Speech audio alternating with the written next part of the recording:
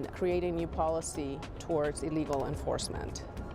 This town hall will include a presentation on how DCR and the Los Angeles Police Department collaborate, as well as with other agencies, to tackle illegal enforcement in the city of Los Angeles. These town halls will help DCR engage with these communities so that the department knows what's going on in these neighborhoods. It's important for us to make sure that we include their input so that they feel that their voices are being heard as we make policy recommendations to City Council.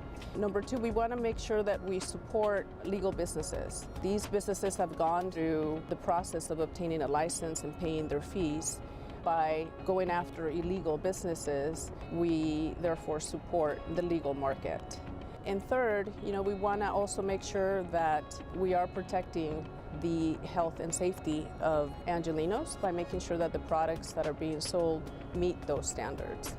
Go to the DCR's website at cannabis.lacity.org to find the nearest town hall that's going to be held in their community. These town halls are held virtually and participants can attend anonymously. 9th to 12th grade high school students from the Northwest San Fernando Valley are participating in the John Lee Excellence in Leadership program. Channel 35 was at the third session where some participants shared their desire to gain leadership experience and learn how to build a strong community together. Check it out. So this is the third session of the fall cadre of the John Lee Excellence in Leadership program. It used to be just 11th and 12th graders, but again, the outpouring of interest required that we kind of expand our parameters. And so these are 9th through 12th grade high school students from the Northwest San Fernando Valley, both public and private. This is our first in-person meeting. We've had 2 meetings so far, both online, and I'm excited to be back here, back in person. I know it's been different online. The original reason why I wanted to join this program was to gain leadership experience and to really learn how to get more involved within my community and help out with local events and learn how to build a strong community together. The Lead 12 program is really kind of a manifestation of John's. He's been in this area for a long time, so he has long valued the relationship that we have had with our K-12 community and the fact that if you present opportunities for capable kids who have a commitment to public service, present them with an opportunity to be civically engaged, they will rise to the occasion.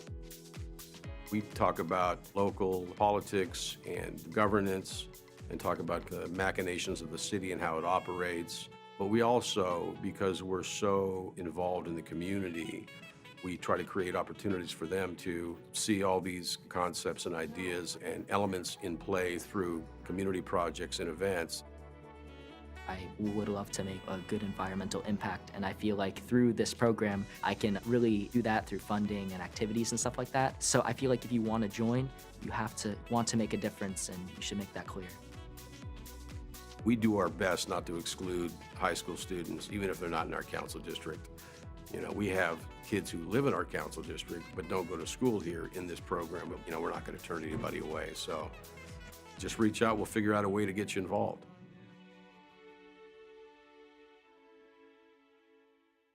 CLO is a women-led nonprofit organization whose work advocates for LA's indigenous communities' visibility, language, and human rights.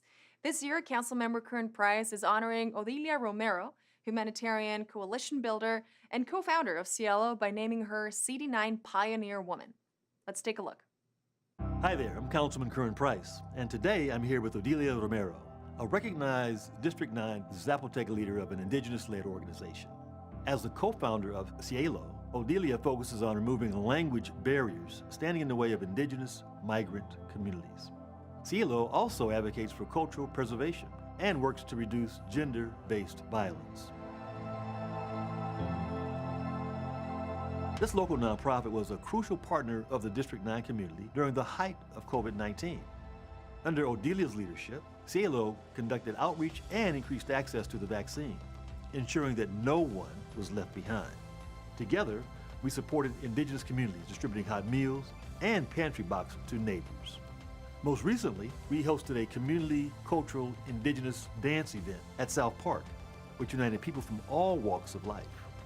It's my honor to recognize Odilia Romero as a community champion, coalition builder, and a devoted humanitarian.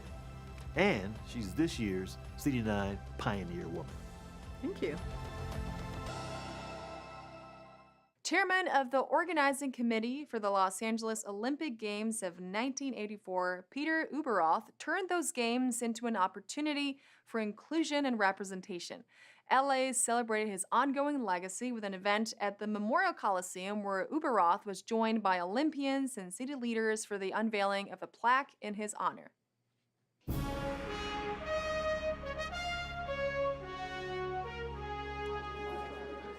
I'm delighted to be here today as a plaque is unveiled on behalf of Peter Victor Ueberroth, who is the president of the organizing committee, the games that changed the way the Olympic Games are now presented to the world. Peter included the whole city of Los Angeles into the Olympic Games. The Olympic Games in '84 was the first Olympics to actually make a profit, and $100 million was used to start the LA '84 Foundation, which is still giving out money today. I'm really honored and grateful to be here to thank you, Peter Ueberroth, for your vision of inclusion. By adding the 2 wheelchair exhibition events to the 1984 Games, you created a massive paradigm shift for us. Peter Ueberroth was Time Magazine Man of the Year after the 1984 Olympics. He was seen as the American and the world citizen that not only turned the Olympics around, but put LA on the map with the most successful Olympic Games, not only to date then, but arguably to date even today. The Summer Olympics in 1984 were a watershed moment for the Olympic movement. More athletes, more countries, and more women competed in the 1984 Olympic Games than in any other games up until that time. So Peter is this angel in the City of Angels, everything from bringing para-athletes into this stadium to having new women's events to making sure that there was marketing of sports in a way that raised the Olympics up. He changed the movement, he changed our city, he changed the world. I just want to thank everybody. You heard a lot of nice comments.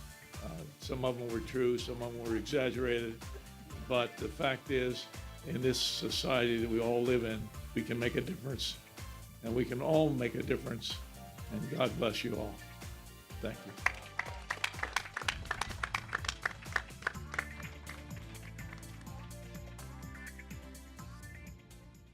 In our feature story this week, our own Anita Bennett sits down with Wanda Williams, Director of Interim Housing at Urban Alchemy.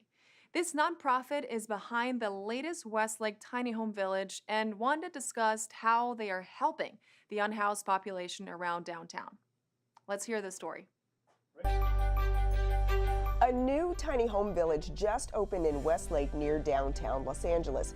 Now that shelter is run by a nonprofit called Urban Alchemy. And joining us to discuss this village is Wanda Williams. You are the Director of Interim Housing at Urban Alchemy. Yes, I am. How many people are housed there? So at the present time, we have 55 people who are housed there from all walks of life. And at this village, you know, we're able to help each and every person. And the people who are housed there, is it single people, families? Can you tell us about that? We have singles, we have couples, but we also have a family. How many people are there? At the present time, we have 90 people there. I see people all over downtown LA and Echo Park wearing the vest like you have on. Can you tell us about the work that they do? We engage each and every person who is experiencing homelessness. We engage them, we assess them, and then we try to move them into being matched into housing. The employees, a lot of them have experienced homelessness themselves, correct? Yes. We believe in giving opportunity after opportunity after opportunity. We also believe in giving jobs. So a lot of our employees who live at villages, they also work with us. COVID, did that pose any particular additional challenges? COVID, yes, it did. It posed a lot of challenges for a lot of people because it was, you know, everything stopped, but we didn't stop. We kept going on, we kept, you know, and this is when we had the bathrooms. We kept service in the bathrooms. The bathrooms were those mobile units set up Yes. on the streets of LA. Yes, yes, so all during COVID, you know, even though the world stopped, we continued. And those mobile bathrooms and washing stations were lifesavers, not just for the unhoused, but people driving along, you know, because everything was closed because of COVID. Right. And they stayed open the whole entire time, so thank God for that. And I actually had to stop and use one day, and I should tell the audience, the Urban Alchemy workers, they clean those units after every use. After every use, every bathroom must be disinfected because of COVID and now because of monkeypox. It's always something. Well, I want to thank you because I saw the lady with the spray bottle and the wipes and I said, woo, she is busy. Yes, yes. If someone wants to apply to Urban Alchemy, how do they go about that? We have a website and it's called urban-alchemy.us. They can go on there and apply for a practitioner. All of our people who want to apply, they're practitioners. There's a wide range of things that you will become in this position. You're going to become a counselor, you're going to become a parent, you're going to become everything to everybody that everyone needs. Wanda Williams with Urban Alchemy, thank you so much for being here. Thank you. Celebrate Native American Heritage Month at the LA Public Library. Donate at the Spread the Warmth Blankets and Socks Drive, or support our heroes at the San Fernando Valley Veterans Day Parade. All this up next on Things to Do.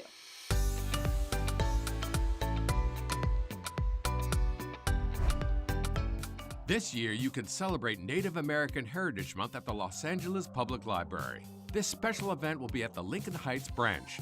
Dream catchers, which are believed to protect sleepers, especially children, from nightmares and evil spirits, are commonly used in the Ojibwe tribe tradition.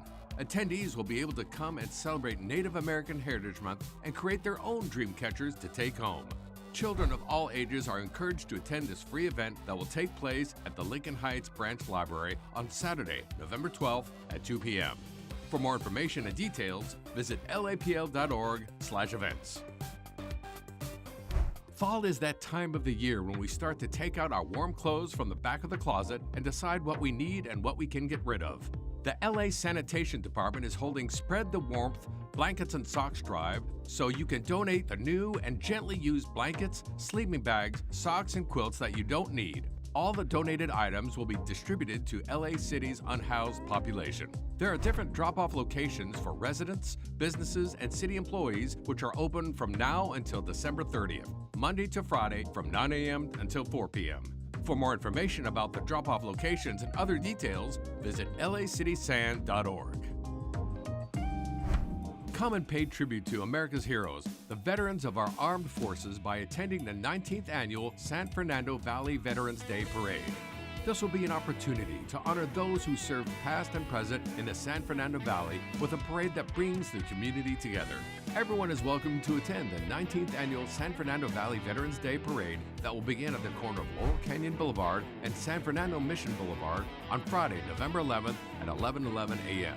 For more information about how to submit your entry application to march in the parade, as well as other details about events happening around the parade, visit sfvveteransdayparade.com. And that's a look at some things to do.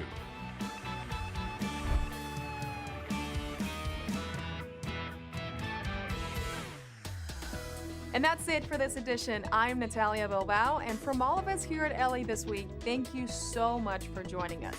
A reminder that you can catch us online at lacitywiew.org, and we're also on Facebook, Twitter, and YouTube. See you next time for more LA This Week.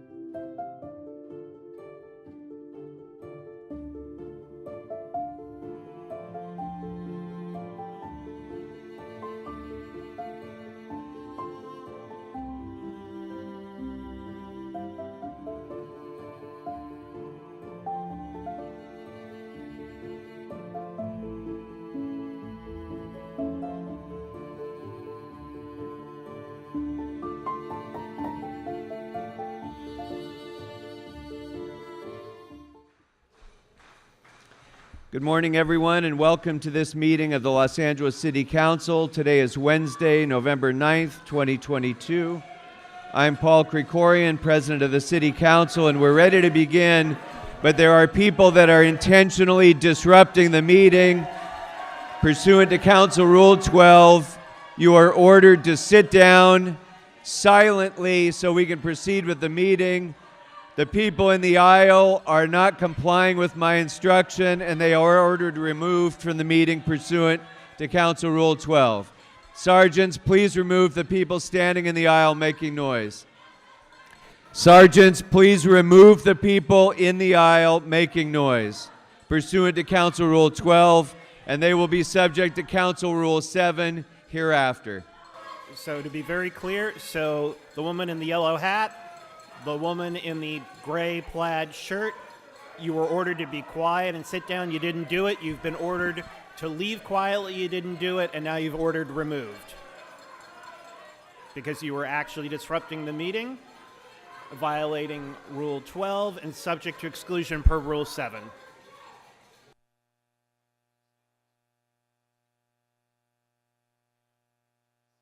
So the two people that I have ordered excluded from the meeting continue to disrupt this meeting and continue to defy the sergeants as they are attempting to have them removed from the meeting.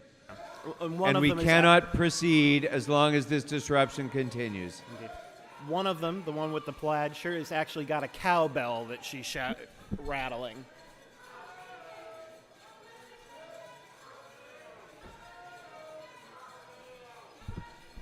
So sorry to everybody else in the audience who would like to give public comment, but we're delayed because these two members are not leaving as they were ordered to do. They are barely moving backwards, shouting and rattling a cowbell and making a great deal of noise.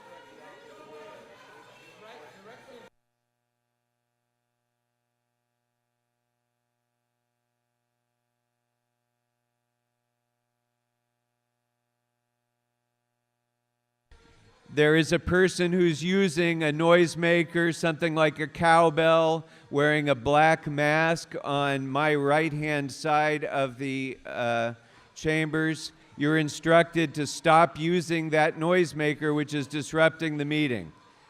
You're not complying with my instruction to stop that noise, which is disrupting the meeting, so you're ejected from this meeting pursuant to Council Rule 12 for causing a disruption, and you're subject to Council Rule 7. Sergeants, please remove that person from the meeting. So I think you're referring to the person on, it's probably the back row. I think she has a red shirt on and black hair.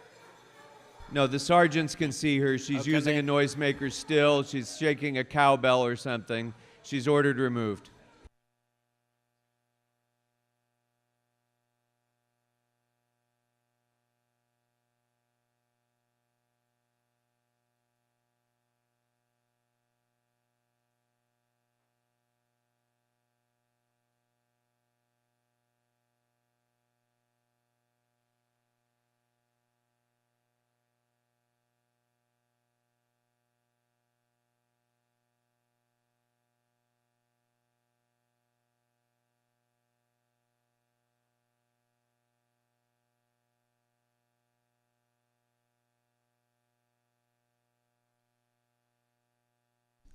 Okay, and someone else is shouting about breaking quorum. That is a disruption to this meeting. So those who are now shouting, you're instructed to please stop shouting so we can proceed with the meeting. As soon as this person is removed, well, maybe we can go ahead and move forward. Madam Clerk, please call the roll. Blumenfield, Bonin, Buscaino, Cedillo, De Leon, Harris Dawson, Hutt, Koretz, Krikorian, Lee, O'Farrell, Price, Rahman, Rodriguez. 10 members. Okay, there's a quorum, but we can't proceed because the two gentlemen in the aisle who are yelling right now are actively disrupting the meeting. They've been warned. Please take a seat immediately, silently, so we can proceed. You've both been warned. You're not complying with my instruction. You're ordered removed from the meeting. Mr. Khan, you're ordered removed. Pursuant to Council Rule 12, you're disrupting the meeting and you're subject to Council Rule 7. Sergeants, remove them from the meeting. So they're The two people in the front, I believe one of them is Mr. Khan. I don't know the name of the other person. You were asked to be quiet because you were actually disrupting the meeting. You refused. We asked you to be quiet and sit down. You refused, didn't comply. You've been ordered removed because you're actually disrupting the meeting per Council Rule 12, and you're subject to possible exclusion per Council Rule 7. And they are not moving.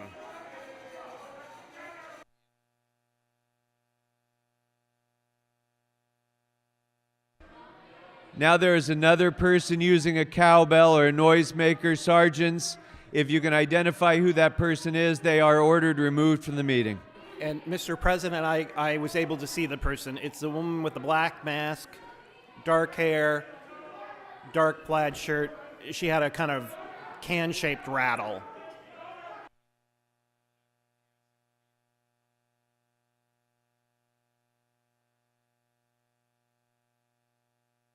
So apologies to the public who actually have come down here to provide public comment, but the two people in the center that have been asked to leave and then ordered to leave are still shouting, arguing with the LAPD sergeants, and walking backwards, barely moving. And the woman with the rattle right there, you've been told to stop. In the plaid shirt and the dark hair and the black mask, you've been ordered not to do that.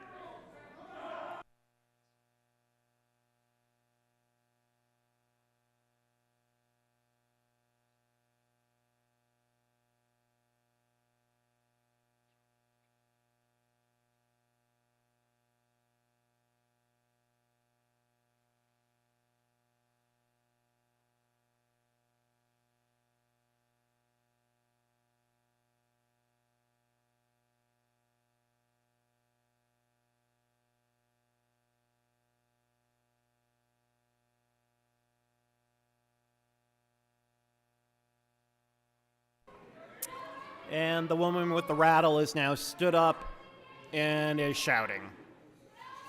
And she's still rattling with the thing and making a bunch of noise. And just for the record, the woman in the white knit cap is also ordered excluded from the meeting pursuant to Council Rule 12 and is subject to Council Rule 7. Indeed. So both of the people that are now being escorted to the door who continue to shout are ordered excluded. And they're both shouting and using the noisemaker.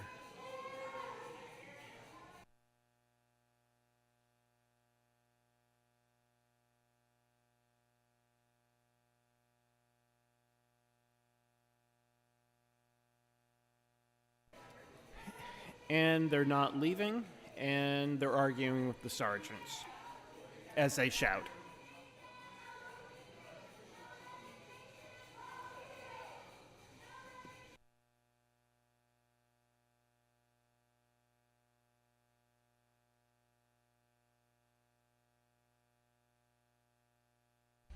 Pursuant to Assembly Bill 361, public comment will be taken today both telephonically and by those who sign up at the kiosk here in the council chambers. Madam Clerk, what's the first order of business? Approval of the minutes of November 8, 2022. Councilmember O'Farrell moves. Councilmember Buscaino seconds. Next. Commendatory resolutions for approval. Okay, there's a person in a red t-shirt and another person wearing a backpack and a sweatshirt in the center aisle. You're ordered to take your seat and be silent. You're not complying with my instruction. You're ordered removed from this council chambers pursuant to Council Rule 12, and you are subject to Council Rule 7. Sergeants, remove them. Sergeants, remove them immediately. Okay, so they're both still shouting. Leave the meeting immediately. You've been ordered removed.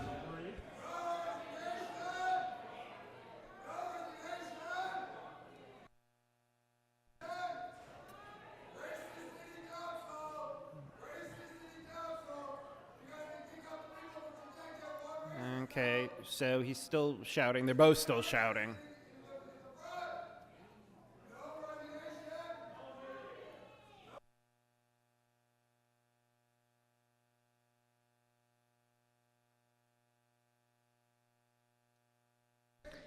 And as the person who's been ordered removed continues to chant, other members of the audience who are doing the response to the chant, you are disrupting the meeting as well. You won't be warned again.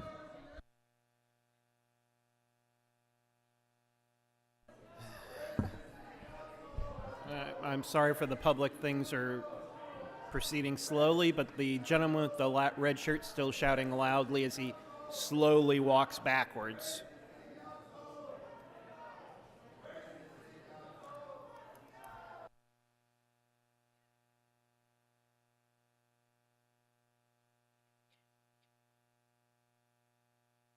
Madam Clerk, we have commendatory resolutions for approval. The person who has been excluded in the past as well, I think at the last meeting, Indeed. who's standing in the aisle shouting, is ordered removed immediately pursuant to Council Rule 12. Remove him. He is subject to Council Rule 7.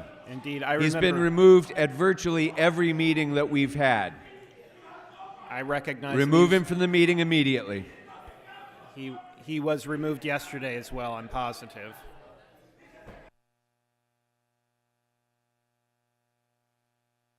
And he's still shouting as he leaves.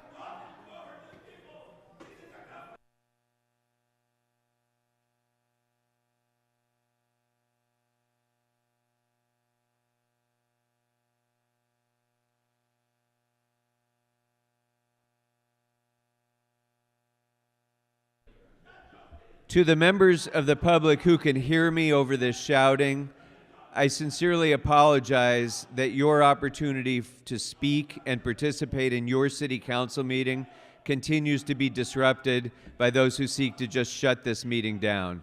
They will not succeed, and you'll have an opportunity to speak about the issues that concern you, so thank you very much for your patience as we try to move forward. Councilmember Blumenfield moves. As to the commendatory resolutions, Councilmember Rodriguez seconds. Next. Mr. President, would council like all items to go forthwith Yes, today? without objection, that'll be the order. And the two people who are standing in the aisle now are instructed to sit down and be silent. You're not complying with my order. You are actually disrupting the meeting. You are ordered excluded pursuant to Council Rule 12. And you will be subject to Council Rule 7. Sergeants, please remove the people standing in the aisle. So, the people in the aisle, you've been ordered. Well, you were ordered to be quiet, you refused, you were ordered to leave, and you didn't comply, and now you've been ordered removed.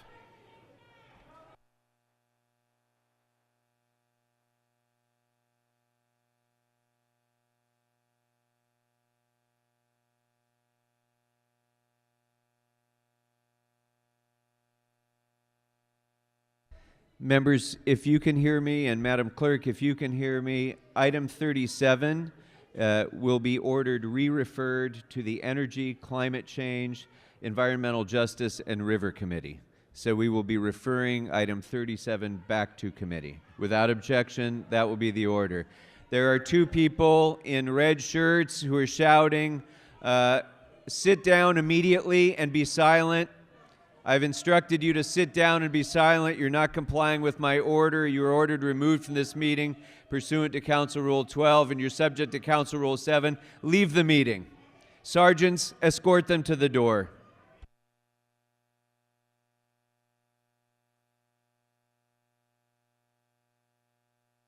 Just in case the mics aren't picking it up, they're still both shouting loudly enough that they're impeding the meeting.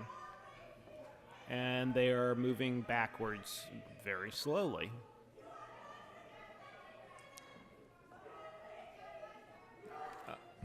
Apologies to the public who's waiting on this. I know there are people in the room and on phoning in who want to give public comment, and we're being delayed. Mr. City Attorney, if you are speaking, I can't hear you. Aha. So that tells you how loudly they're shouting. I was saying I'm sorry to the members of the public and to the people who are phoning in that their public comment is being delayed by a series of protests. Thank you. Madam Clerk, let's run through the agenda, please. Item 1 is an item noticed for public hearing. Items 2 through 31 are items which public hearings have been held. Items 32 through 46 are items which public hearings have not been held. 10 votes are required for consideration. Again, for the record, item 37 has been re-referred to committee. The other matters are now before us. Do members have any items among those that they would like to call special? Ms. Rodriguez. Yes, I'd like to call item 15 special for comments, please. Item 15 for comments. Thank you. Any other matters to be called special? Ms. Hutt. Yes, I'd like to call item 5 special. Item 5. Okay. For amendment. For purposes of an amendment. Do you have the amendment available to read at this time? Yes, the city attorney, will you please read the amendment? Yes, I'd be delighted to.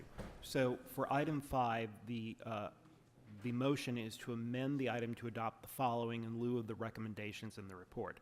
1, designate the intersection at 11th Street and Western Avenue as Alejandro and Rosa Borquez Square. And 2, direct the Department of Transportation to erect permanent ceremonial signs to this effect at this location, presented by Councilwoman Hutt. We do need a second.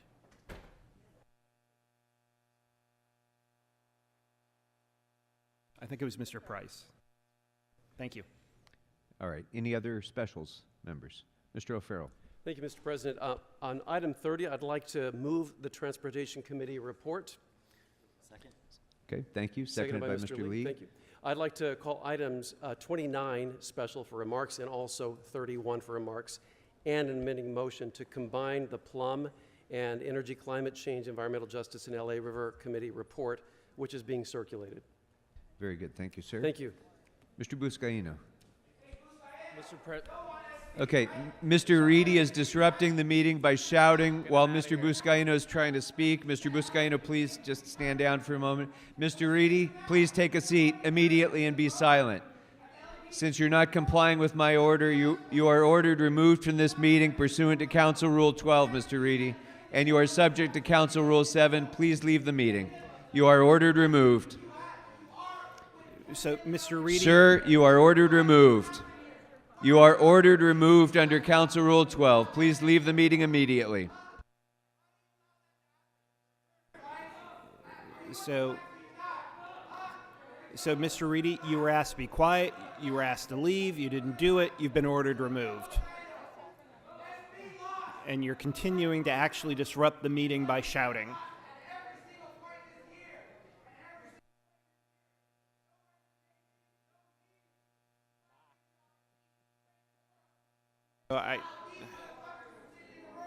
One moment, please, Mr. Buscaino.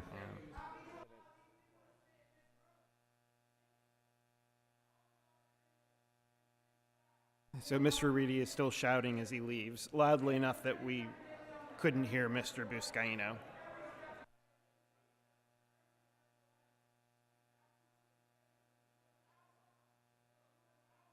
And he's still shouting.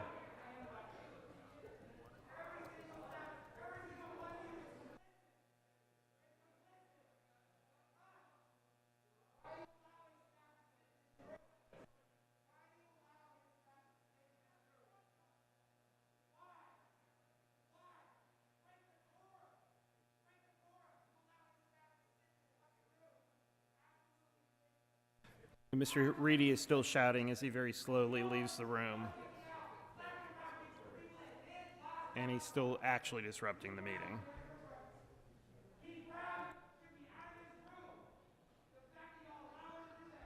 All right. And he's still shouting.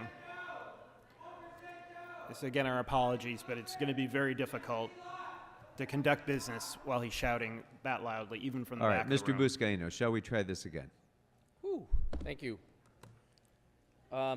Mr. President, I'd like to call items 32 and 33 for a separate vote, please. Thank you.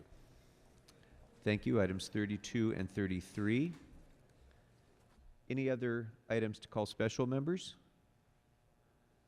I see no hands, so Madam Clerk, which items are now available for us to vote on? Mr. President, that would be items 2 through 4, 6 through 14, 16 through 28, sir. All right. Members, those matters are now before us. Let's go ahead and open the roll. Close the roll. Tabulate the votes.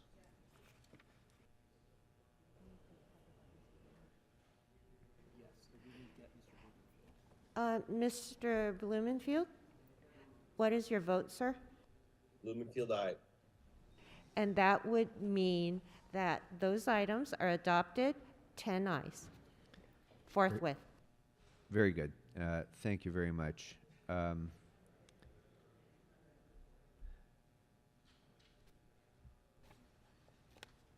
right.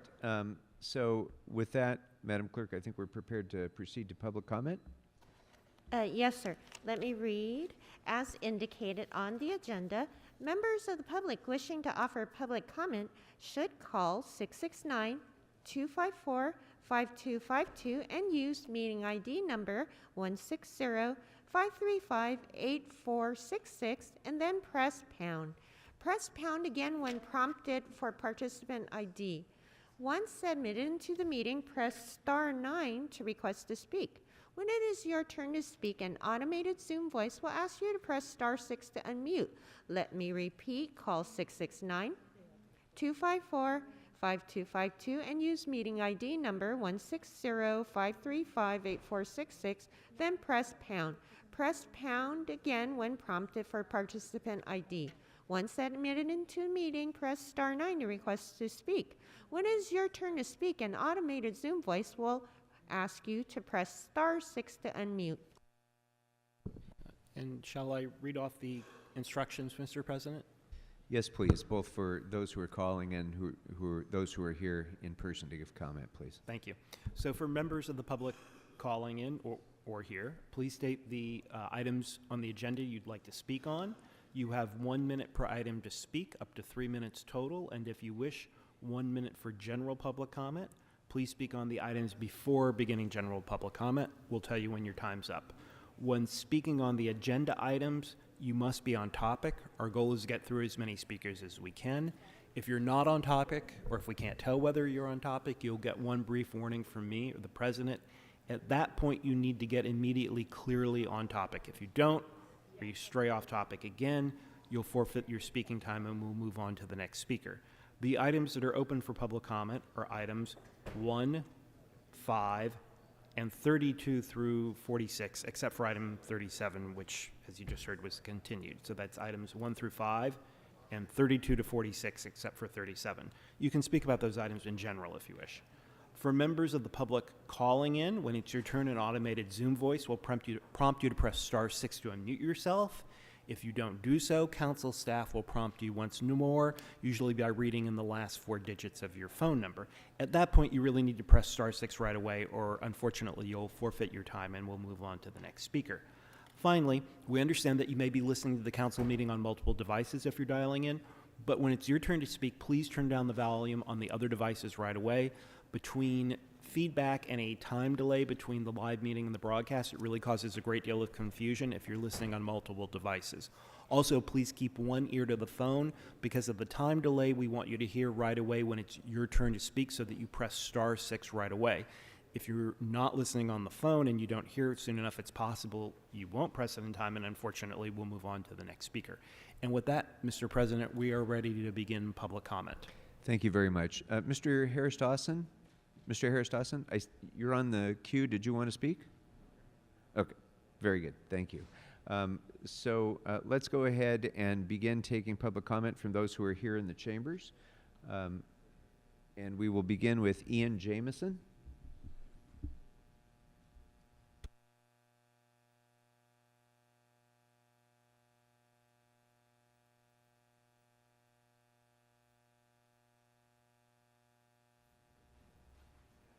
Mr. Jameson, which items had you signed up for?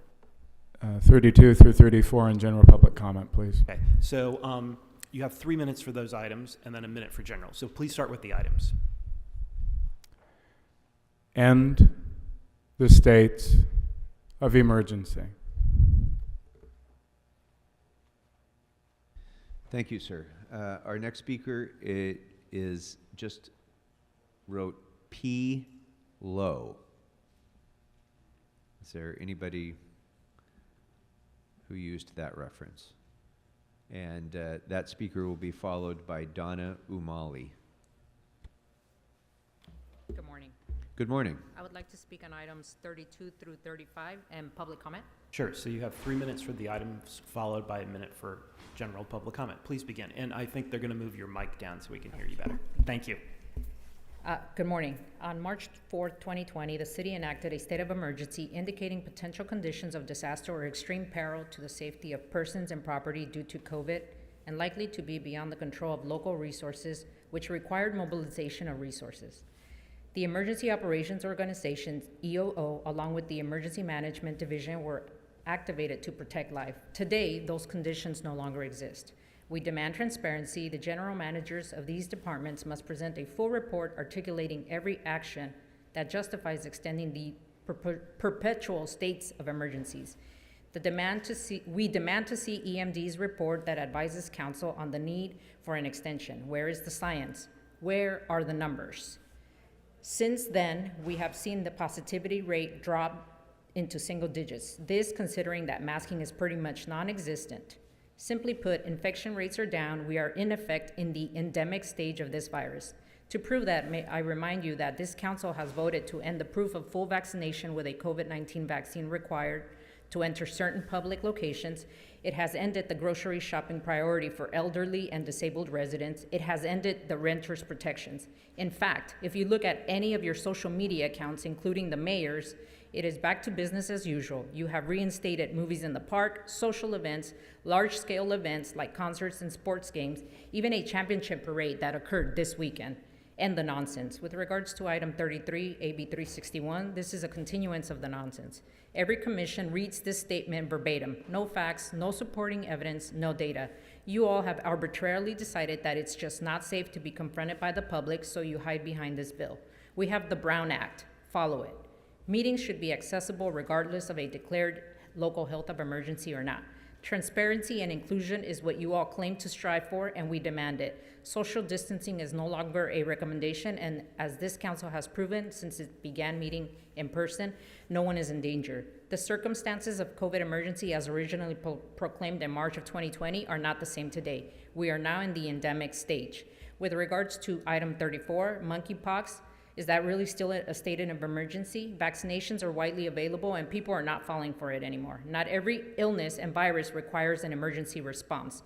We are entering the traditional cold and flu season. It is expected that people will become ill. It is not natural. Nothing this council does will ever eradicate these illnesses. The California Department of Health on its website states that the risk of monkeypox to the general public is currently very low based on the information available. While monkeypox can infect anyone, most cases associated with the 2022 outbreak have occurred from sexual encounters. Stop the madness. With regards to item 35, thank you for extending the meetings and the renter recess date. And for general public comment, I'm asking you to provide us. Yeah, please continue.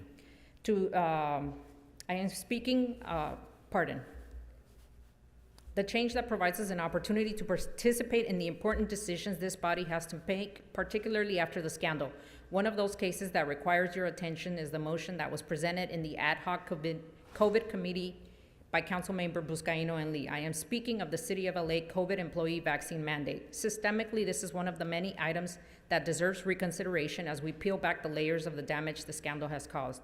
The employee vaccine mandate has directly affected the same minorities this council claims to support. It is widely known that the highest population of unvaccinated people are minorities. This means the employee vaccine mandate, in fact, is intentionally and disproportionately targeting Hispanic and Black employees.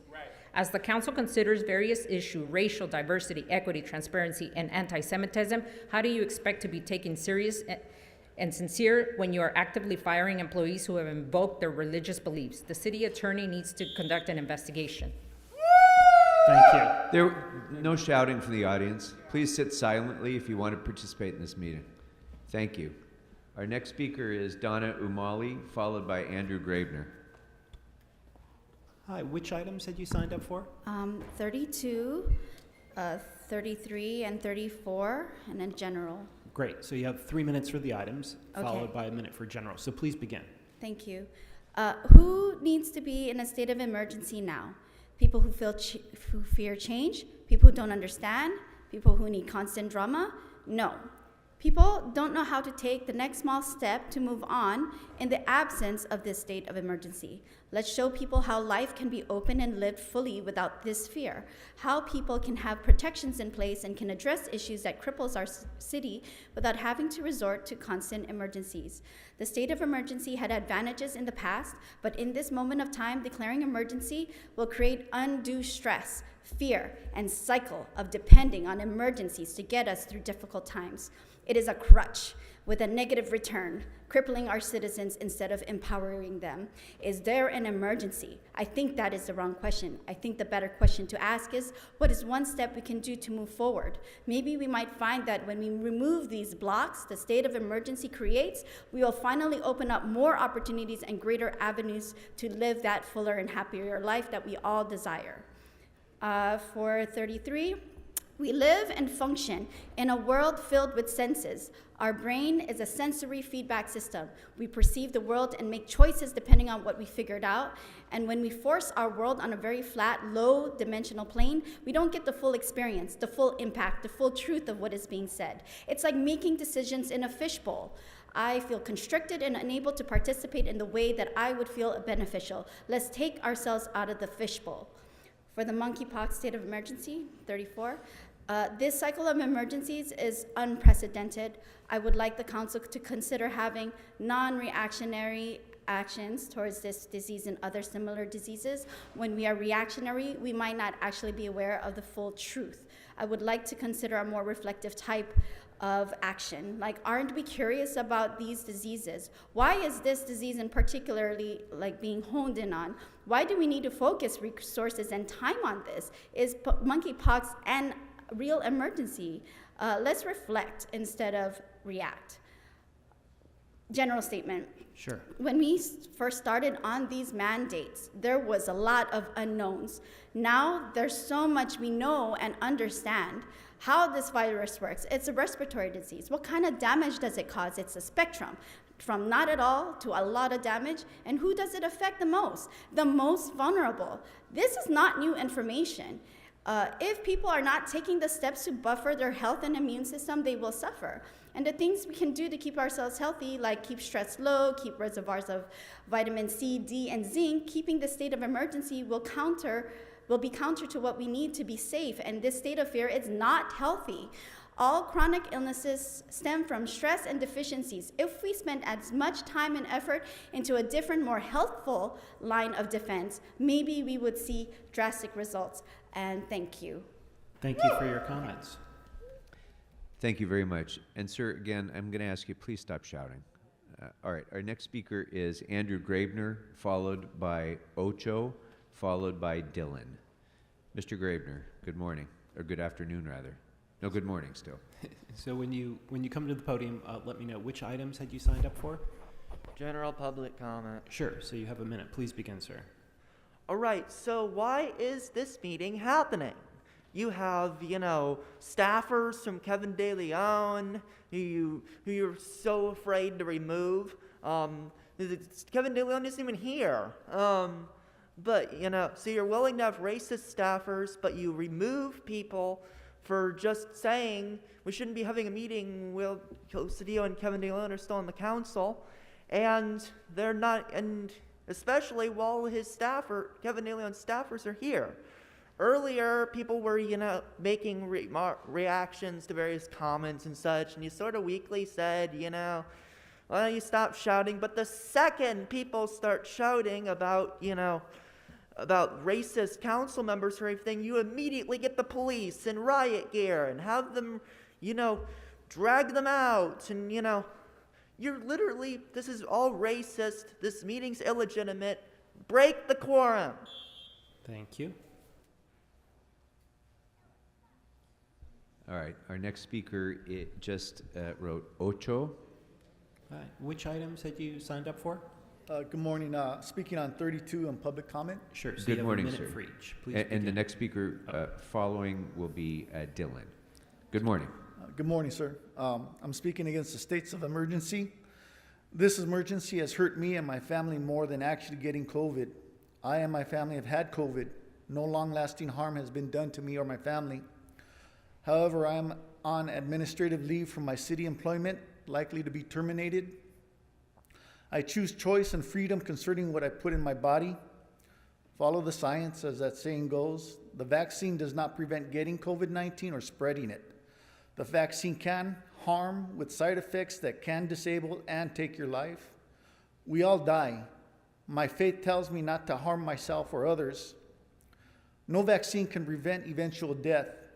You can, however, vaccinate your soul for eternity by believing and repenting of your sins to our Lord and Savior Jesus Christ. Please end the states of emergency. Thank you. Thank you. Thank you. Our next speaker is Dylan, followed by Arnold Sachs. Is Dylan in the chambers? All right, Arnold Sachs, you're up, followed by Rita Ortiz.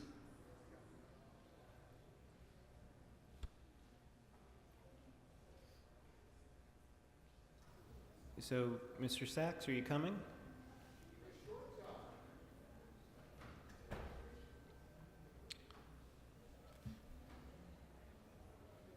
So when you get to the podium, Mr. Sachs, let me know which items you signed up for.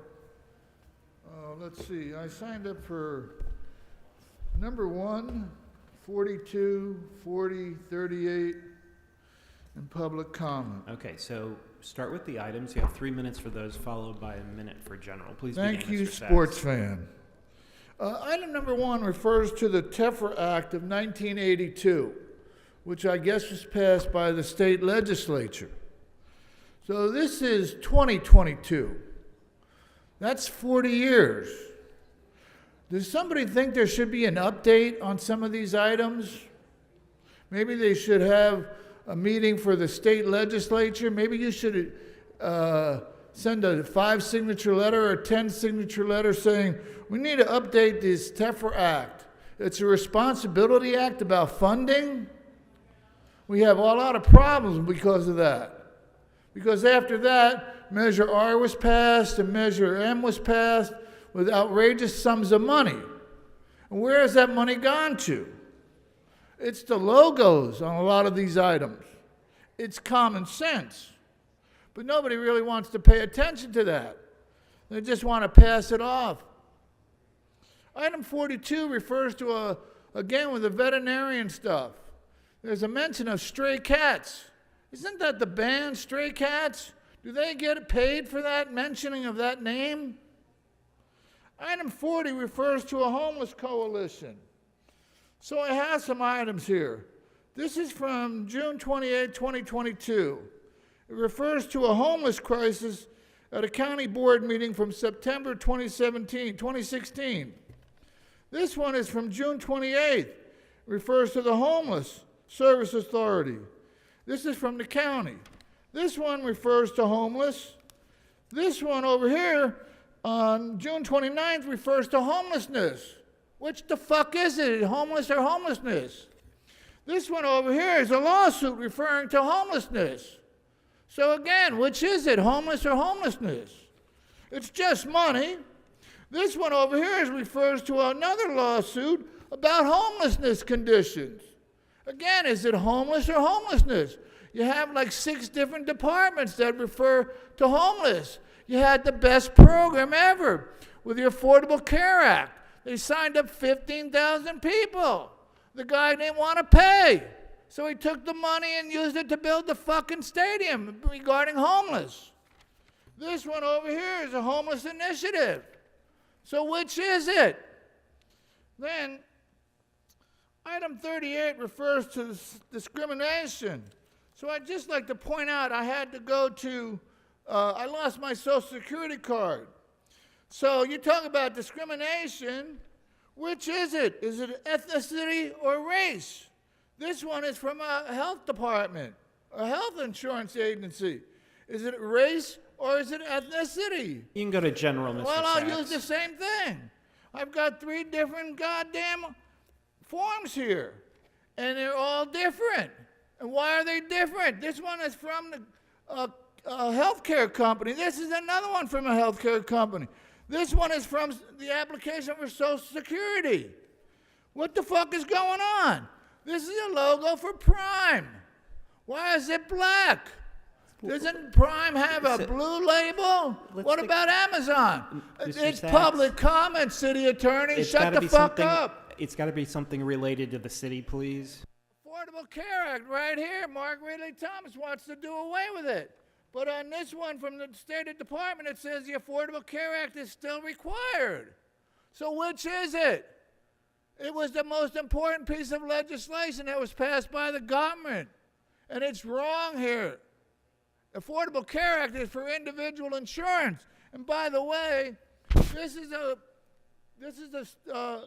paper. Thank you, Mr. Sachs. Your time has expired. Our next speaker is Rita Ortiz. Mr. Sachs, take a seat, please. Rita Ortiz, followed by Martin Marufo. Ms. Ortiz? Good morning.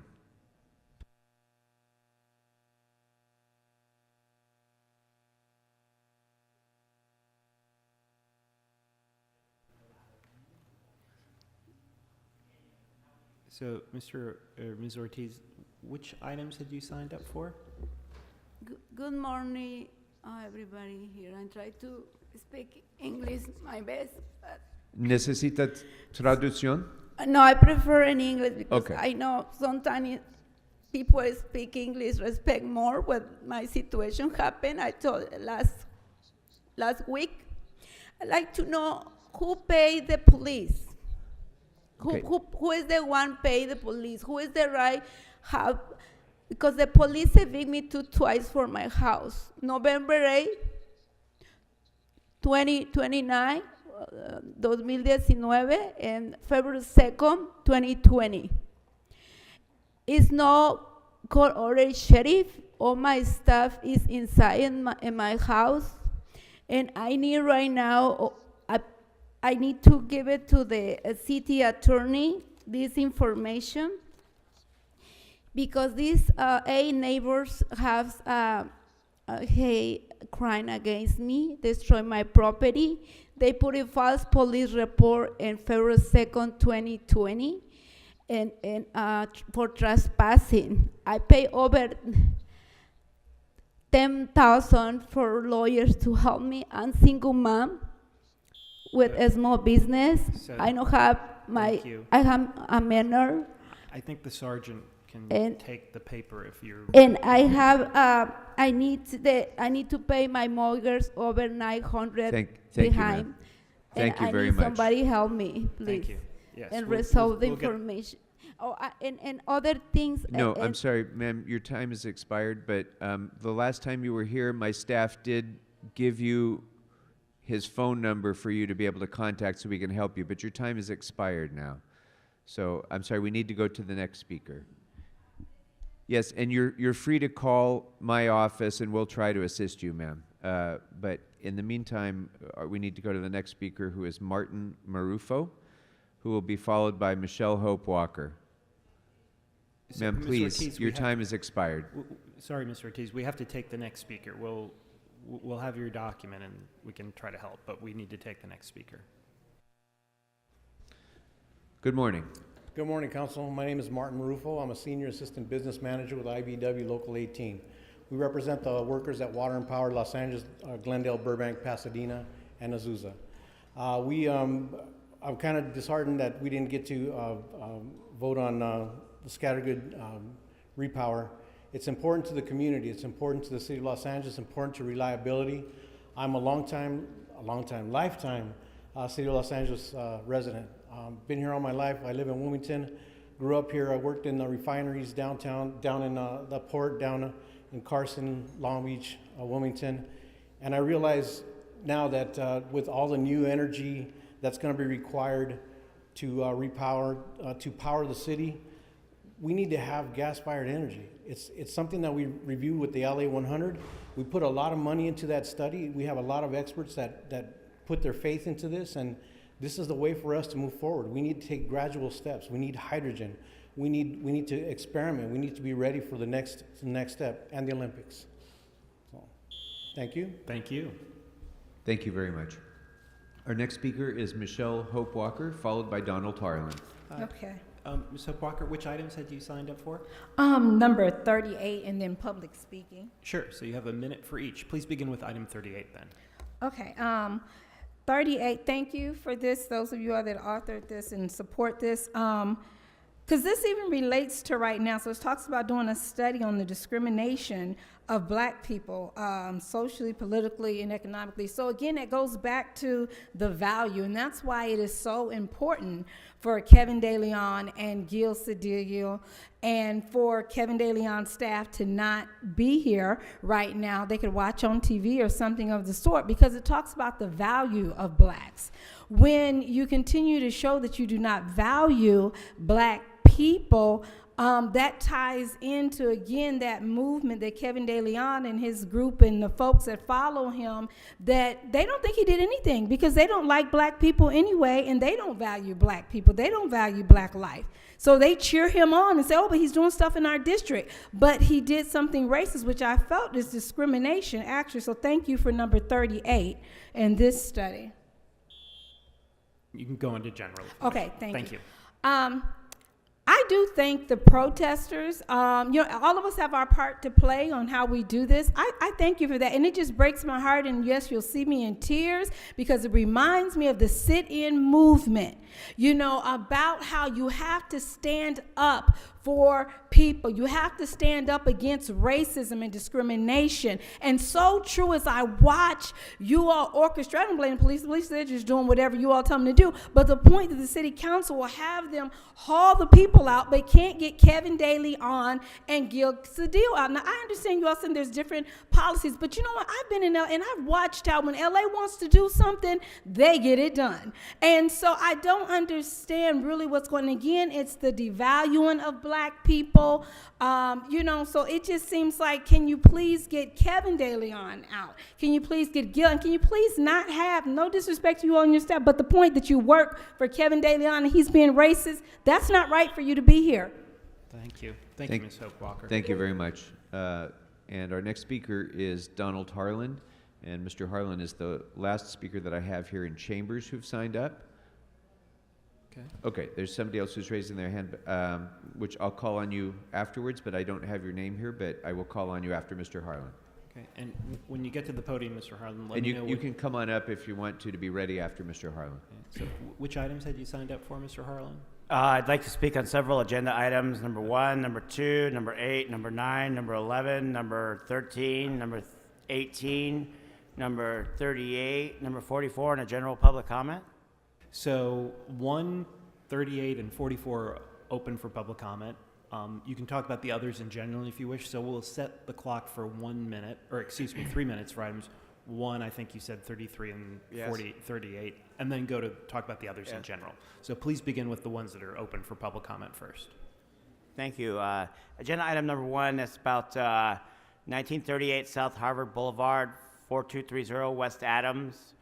I'm not 100% sure about the ownership, but it seems that there's some alternate assessor reports. There's some manipulation of the address of the assessor reports to try and claim ownership.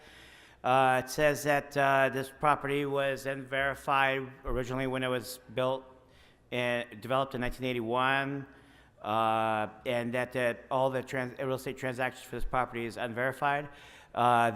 These are freeway properties. These are my properties.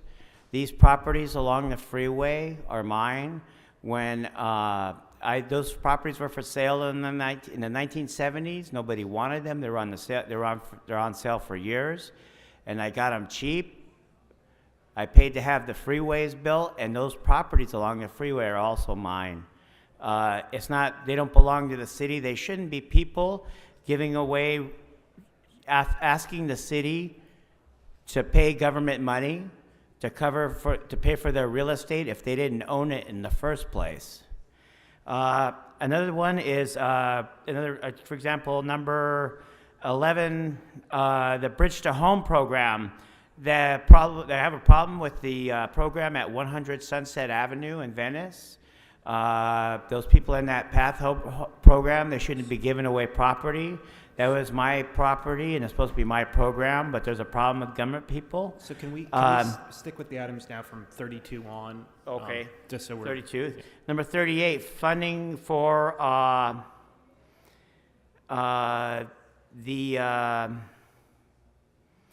funding for PATH. Yeah, the housing department, the HACLA, they don't need more funding. That's a big problem.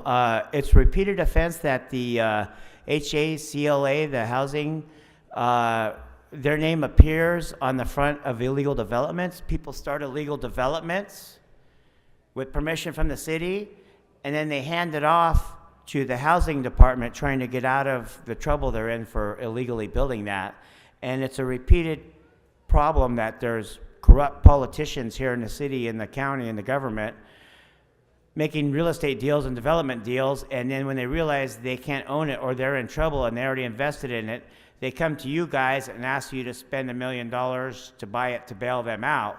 And then they put the housing department name on it, PATH or whatever it is. That's a consistent problem. They don't need to be fed more money.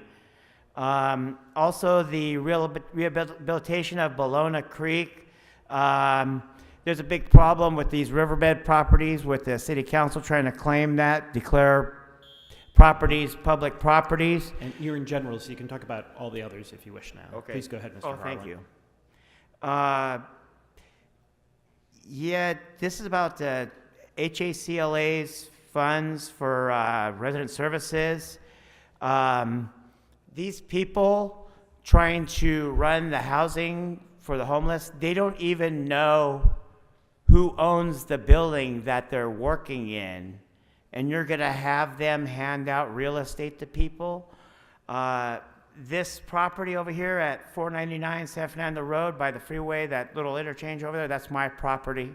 There's not to be any homeless villages over there. That doesn't belong to the county, doesn't belong to the Department of Transportation, doesn't belong to the city. That's private property. I'm paid tax revenues for that.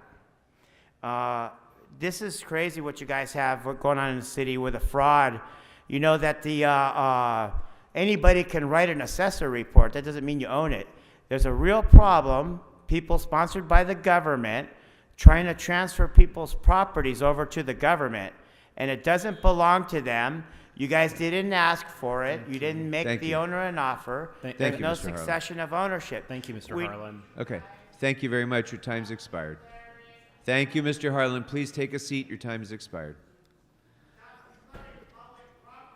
Mr. Harlan, you're disrupting the meeting. Please take a seat silently so that we can proceed with the meeting. Thank you. And the and as our next speaker is coming forward, I apologize if there are any members of the public who are here only to speak about item 37. We did continue that matter so that it could be re-referred to committee. But if you would still like to speak about that today, you can go ahead and come on up and provide comment today as well. So please, which items would you like to speak on? I would like to speak on item 24. Okay, so you'll have 1 minute. Go right ahead. I am Melissa Arechiga. I am the granddaughter of Avrana Arechiga. The house that is before you today, 2004 Echo Park Avenue, was our family home during a violent time in indigenous Mexican history in Los Angeles.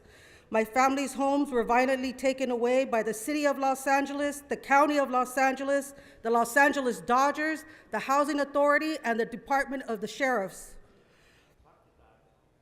To build public housing, which was never built for the people of Los Angeles. The land was then transferred to the Dodgers Corporation in a traditional backroom door deal. Our home at 2004 Echo Park Avenue is a symbol of resistance of erasure. Our families were homeowners in a time in history when it was illegal for Mexican indigenous people to own homes, as most homes held racist, restrictive covenants. I demand for you today that you pass the historical preservation of our homes so that future generations, indigenous people of Los Angeles know what happened to Palo Verde, La Loma, and Bishop on Quiche territory. Thank you. Thank you very much. All right, so I'm just quickly run through the names of those who signed up about item 37. And if you're still here and you'd like to come up and speak, you're welcome to. Faith Mira, Nick Connell, Pete Wolgazagan, Matt Dickinson, Mark Jurisic, Connor Everts. Are any of those speakers here? There's one at least. All right, come right on up. I apologize for missing you earlier. We are continuing item 37 so that it can be re-referred to committee, but we'd welcome your comments. So we'll set the clock for a minute for you, and let's begin. Thank you very much, Connor Everts, for the desal response group. I want to thank you for referring this issue back to committee. It's something, you know, we want to have a silver bullet solution, and we don't look at all the problems. Ocean desalination, which would be part of the process of so-called green hydrogen, is part of this process, continues the killing of marine life, has a discharge problem, and shows that it takes more energy to produce than it's worth. So I look forward to sharing our information with you, and thank you for this opportunity. Thank you. Appreciate it. Thank you very much. That's all the speakers that I have here in chambers. But before we go to our callers on the phone, I do just want to take a moment to recognize that we have with us, although the election results from yesterday are not final, and there's certainly a great turnout across the city and a lot of votes still to be counted, but the person who received what the LA Times called the what was the definitive lead, or the something? But anyway, the leading candidate in the 15th district is here with us today, Mr. Tim McOsker. Tim, welcome to Council Chambers. Thank you, Mr. President. Mr. President, you are right. Absolutely, votes still have to be counted, but looking at the numbers, 2 words: game over. And it's pleased to welcome Council Member-elect Tim McOsker to the John Ferraro Chambers. And thank you, Mr. President, members, for giving him such a warm reception. Tim, say a couple words. Well, I will add to that, votes still to be counted, and we will watch and wait for every vote to be counted, but I do look forward to a positive result, and I look forward to calling you my colleagues and working together for the good of this great city. So thank you. All right. Thank you very much. Thank you, Mr. President. Thank you, Mr. McOsker. It was a decisive lead, is how it was described. So we'll see if that holds true. I also want to take just a moment, members.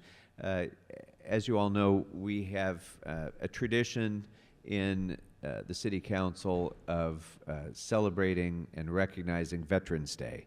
And under most normal circumstances, we've been able to name Veterans of the Year for each district. Unfortunately, because of confluence of events over the last month or so that have been disruptive of some of our normal processes, we're not able to do that just now, and we'll be out on Veterans Day on Friday. I hope all of us will be participating in various Veterans Day events. But I did want to take just a moment to recognize some of, well, really all of our city employees who've served in the military as well. We have, you know, tremendous number of people who are serving the public now, who've previously served our country as members of the military. And of course, this week, in addition to Veterans Day, also includes the Marine Corps birthday as well on November 10th. So I did want to take just a moment to recognize, representing all of the city employees who have served in our military, and particularly in the United States Marine Corps. I'd like to recognize and ask to stand Vannevar Young, who's with Street Services. Octavio Saucedo, who's a Senior Communications Supervisor with ITA. And Felix Valde, who's a Management Analyst with LADOT.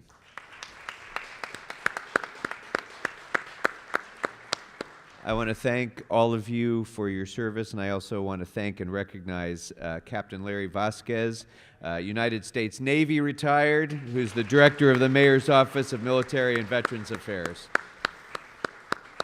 So thank you all for being here and representing all of our great city employees who have served our country and continue to serve the public as members of the city family. Thank you very much. And just so you know, on Veterans Day, November 11th, we'll be illuminating City Hall in recognition of all veterans in red, white, and blue. So thank you very much for being with us today, and thank you for your service. And hoorah, by the way, for the Marine Corps birthdays. Let's go ahead now and go to the callers on the phone. First caller, please.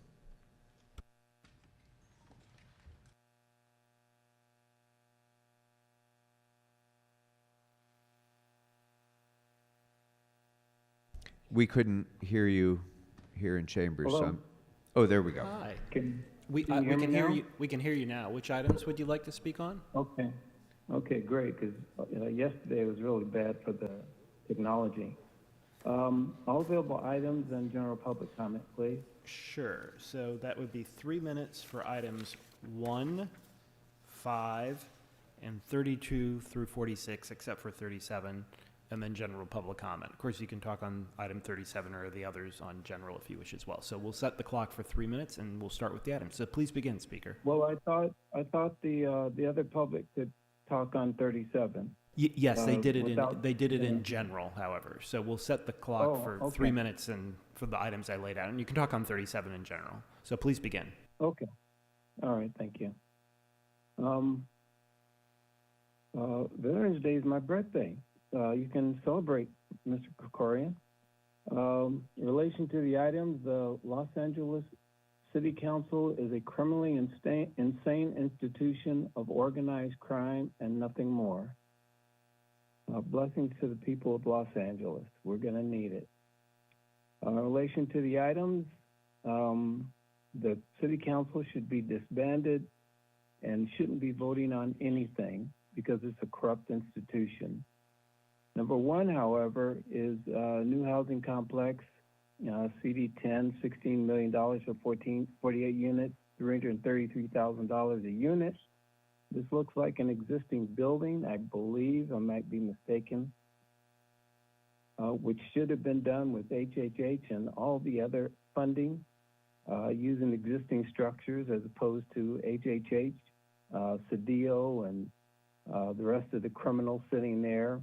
Developers, consultants, unions, all get paid and give campaign contributions for ground-up construction only.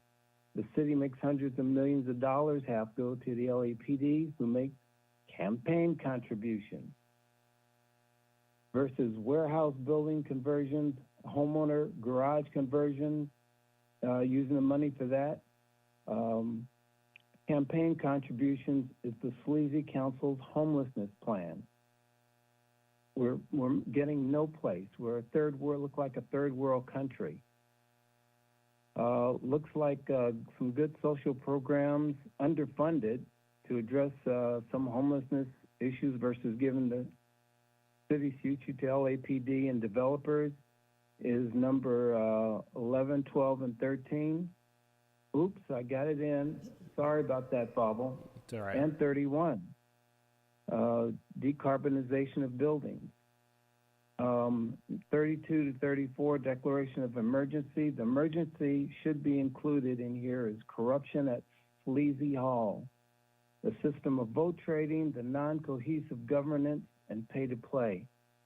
The DO and De Leon public is not the issue. The issue is the system here at Sleazy Hall. Nothing's going to change without changing the system. 38, HR 40 study on African American reparations. Why? When we have Dawson and this corrupt council getting $10 million for luxury offices, why? When he takes the unemployment bill, who's going to repair our community for that? Number 39 through 41 are $500,000. And you can go on to general, Speaker, if you wish. To improve these cities' communities. Even number 42, $250,000 for cats. For cats. And why are our black communities called underserved. How is this possible with 20% representation? We're only 9% of the population.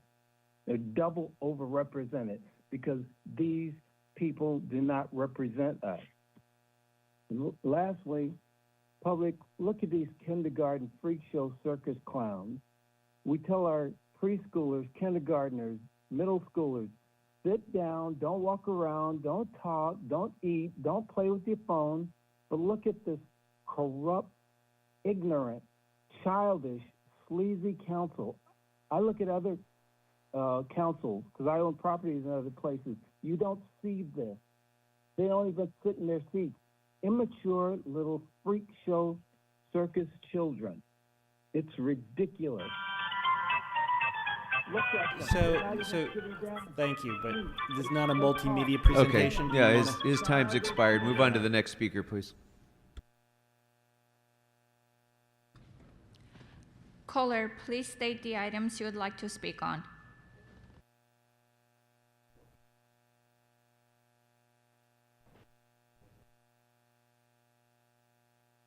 So you there, speaker?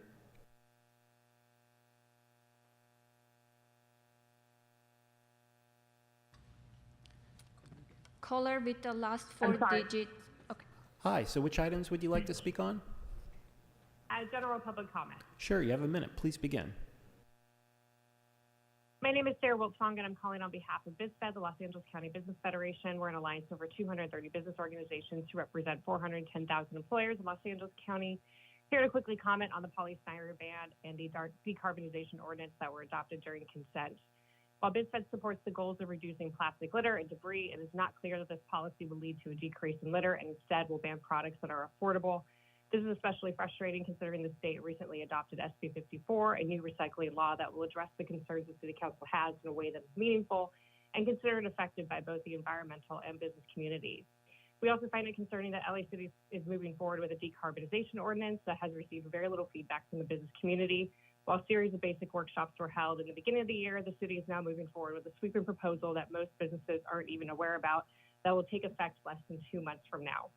The business community will not have time to adjust or provide feedback that quickly, and we just ask the City Council will hold off until at least 2024 for implementation of that ordinance. Thank you. Thank you.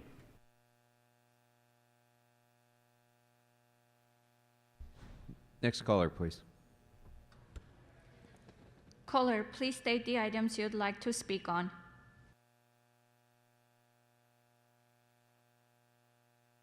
I'm wondering if it's possible to speak on item 16 and general public comment. So, no, because it's not reopened for public comment, but you can talk about it in general if you wish. So we'll set the clock for a minute and you can talk about it then. All right. All right. Please begin. Council members, I rise to speak today on item number 16 because it's a motion that has the potential to save countless lives in the city of Los Angeles. This February, my father suffered a sudden cardiac arrest at a public park. We were playing soccer when he collapsed, and the park's lifeguards arrived quickly with an automated external defibrillator and helped my dad stay alive until an ambulance could arrive. If it wasn't for the speedy arrival of the AED unit, my dad wouldn't have survived. However, the presence of this life-saving device isn't actually mandated by law in the city of Los Angeles. Item number 16 takes a critical step towards rectifying this issue by researching the number and record of utilization of AEDs at Los Angeles RAP facilities and further lays the groundwork to implement AEDs at all such facilities. By adopting this measure, we can take an important step to help save the lives of many Angelenos. I would like to thank Councilmember Krikorian for presenting this motion to the Council and Councilmember O'Farrell for seconding it. I would also like to express my gratitude to Morgan Sutton and Tiffany Zaytunyan, who guided and supported me throughout the process of putting forward this important policy issue. Council members, thank you very much for your time and for considering item number 16. Thank you.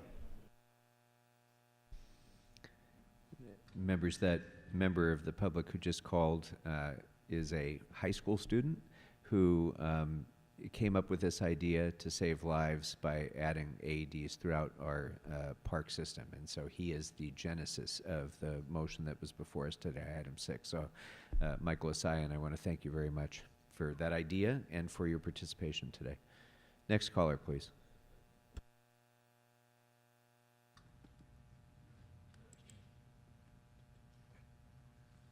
Caller, please state the items you'd like to speak on. Item 44 in general. Absolutely. So you have 1 minute for each. Please begin.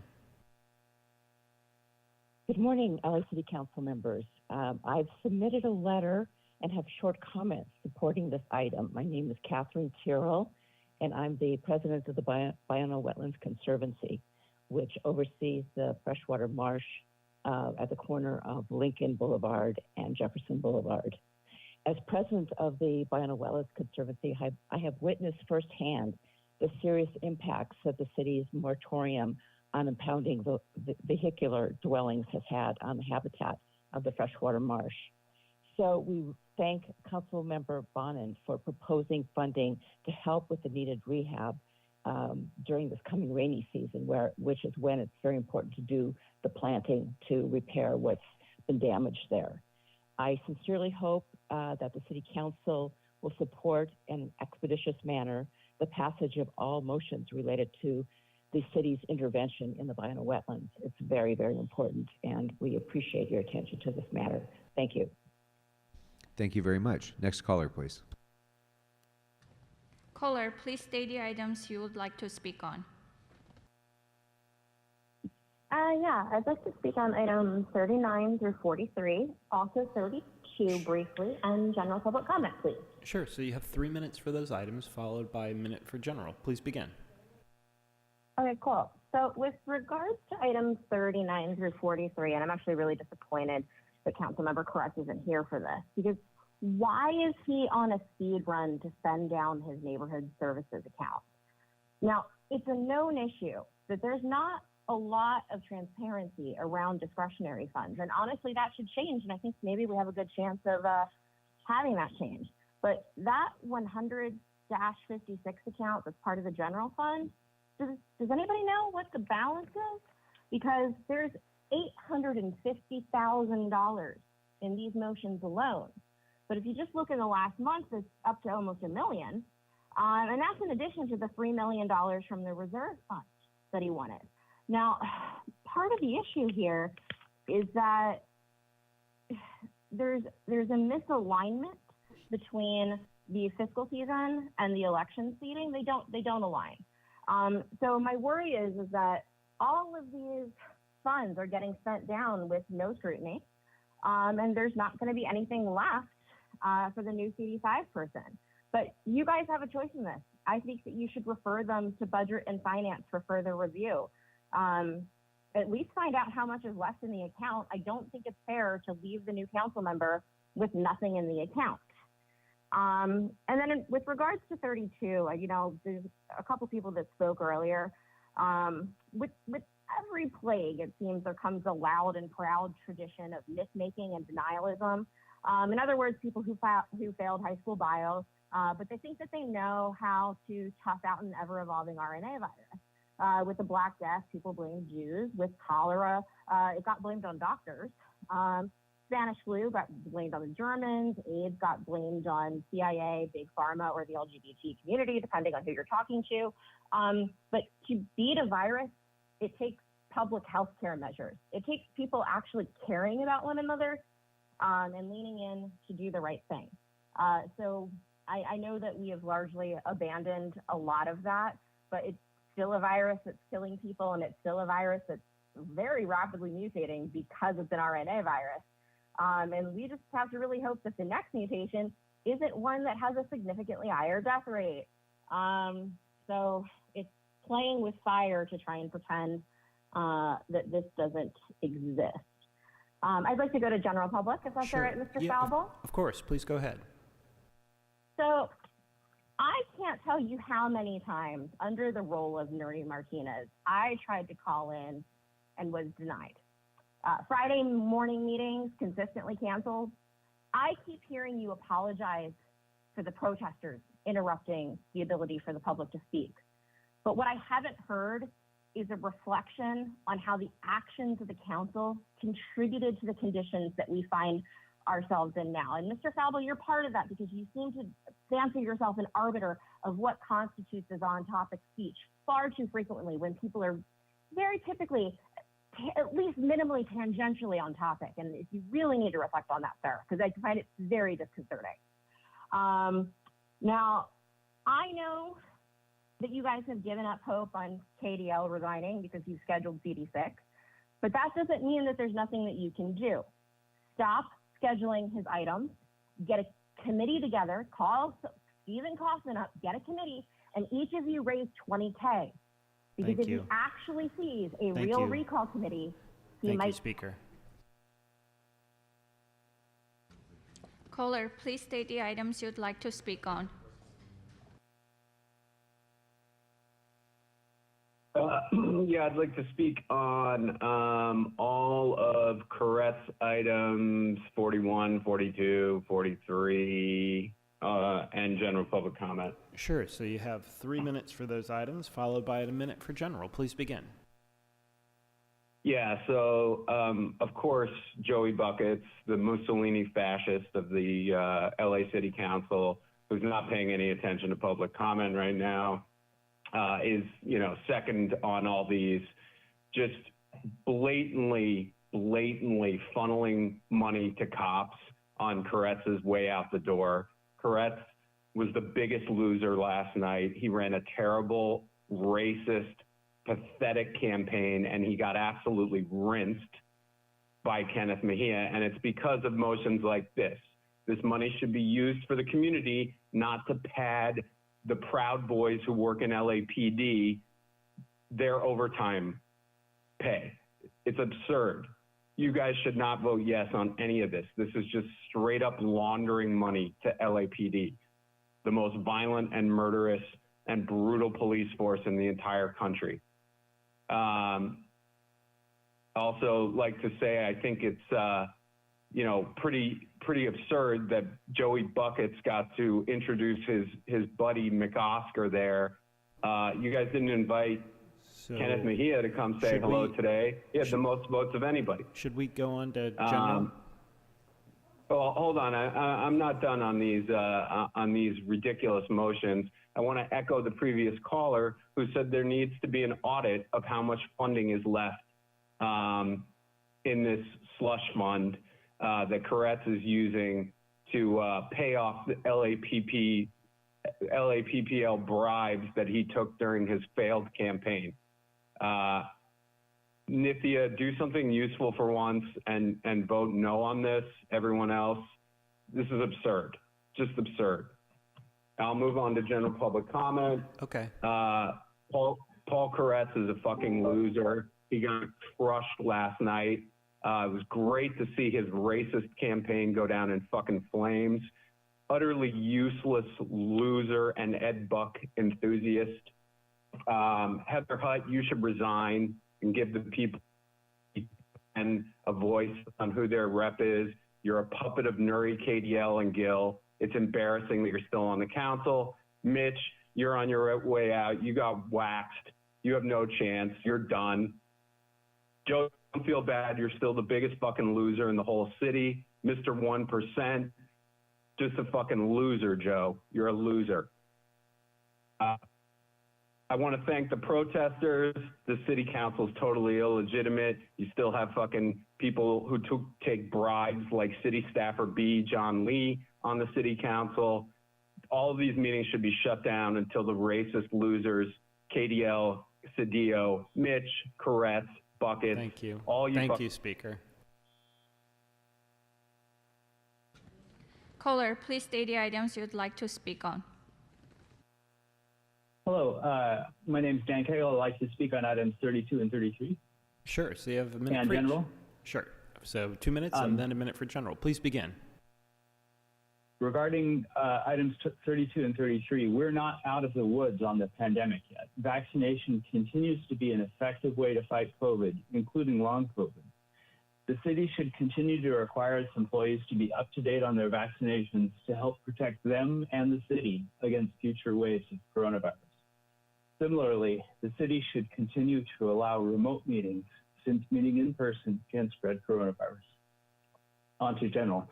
Regarding item 31, the new building decarbonization measure, Council File 220151, is a big step forward towards meeting the city's climate goals. Climate-friendly appliances are affordable and can reduce energy costs. The measure should be implemented without delay. However, please limit exemptions for restaurants and cafeterias to 5 years. Regarding item 37, it's crucial for the city to continue increasing its use of renewable energy and to run 100% on wind and sun when they're available. But during those few weeks when there isn't enough sun or wind, or when transmission lines are down, we need a clean source of backup power. Repowering Scattergood to be hydrogen ready is a sensible and affordable way to keep the lights on when things go wrong. And if I didn't say it, my name's Dan Kegel. I'm the chair of the Neighborhood Council Sustainability Alliance Energy Committee, speaking on my own behalf. Thank you. Thank you. Caller, please state the items you'd like to speak on. Hi, I'd like to speak on all items and general public comment. Okay, so you have 3 minutes for items 1, 5, and 32 to 46, except for 37. You can talk about 37 or any of the other items in general if you wish. So we'll set the clock for 3 minutes for those items I listed and then go to general. Please begin. Great, thank you. So for item number 5, it's, Heather had big legislative motion besides her 4118 motions. And is it trying to set a record for how many amendments there can be on just naming a square? Like, I'm so glad Seaton has the representation we deserve. As far as the states of emergency, like, I'm not going to say we shouldn't be in a state of emergency, but it's hilarious to me that we're consistently in nested states of emergency.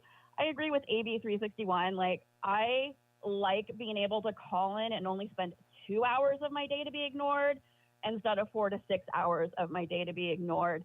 I mean, like, do you guys even pay attention to public comment? And before the city attorney in the blue suit with the dark hair and the smug look tells me that I'm off topic, I will file if you're incorrect.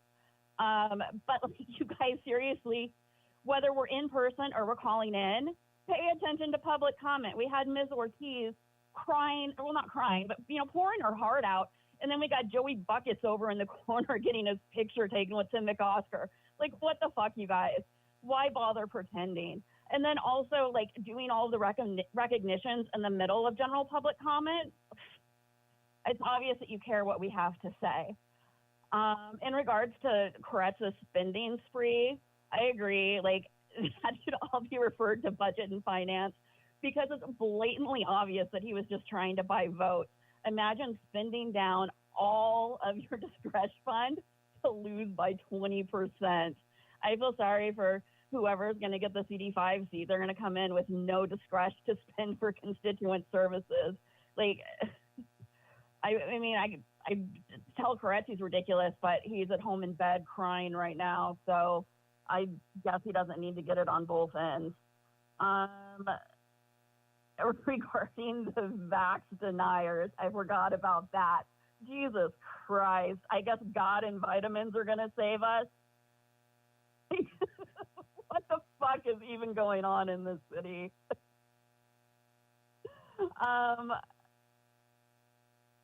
Fuck, I can't even finish. I yield my fucking time. Okay, thank you, Speaker.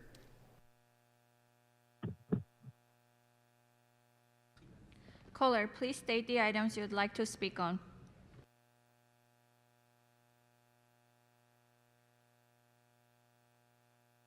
Yes, good day. Can you hear me? We sure can. Which items would you like to speak on? General public comment. Sure, you have a minute. Please begin. Yeah, thank you. My name's Louisa Padilla-Meropoulos. In the 1990s, I developed a chronic pain condition called fibromyalgia due to the stress and harassment that I endured as an employee with the city of Los Angeles. Unfortunately, after I stopped working for the city, the stress and the harassment continued in my community under the Echo Park Improvement Association. Issues never addressed All I know is that it's been freeing to be able to publicly come out here and call these people out. Mitchell Farrell, you're a bigot, you're a fucking racist. Your nonprofit, the Echo Park Neighborhood Council Improvement, the Echo Park Improvement Association, should be investigated for all the bullshit that you and they have done to the community of color in Echo Park. Thank you so much. And people that need to know, call me. You know me. Thank you very much. Thank you.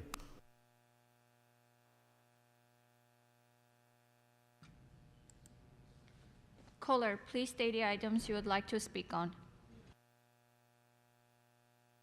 Yes, good morning. I'd like to make general public comment, please. Absolutely. You have a minute. Please begin. I live in Venice, very near Bridge Housing. You've just rubber stamped the lease renewal without a thought about what an abject failure this site is, both inside and out.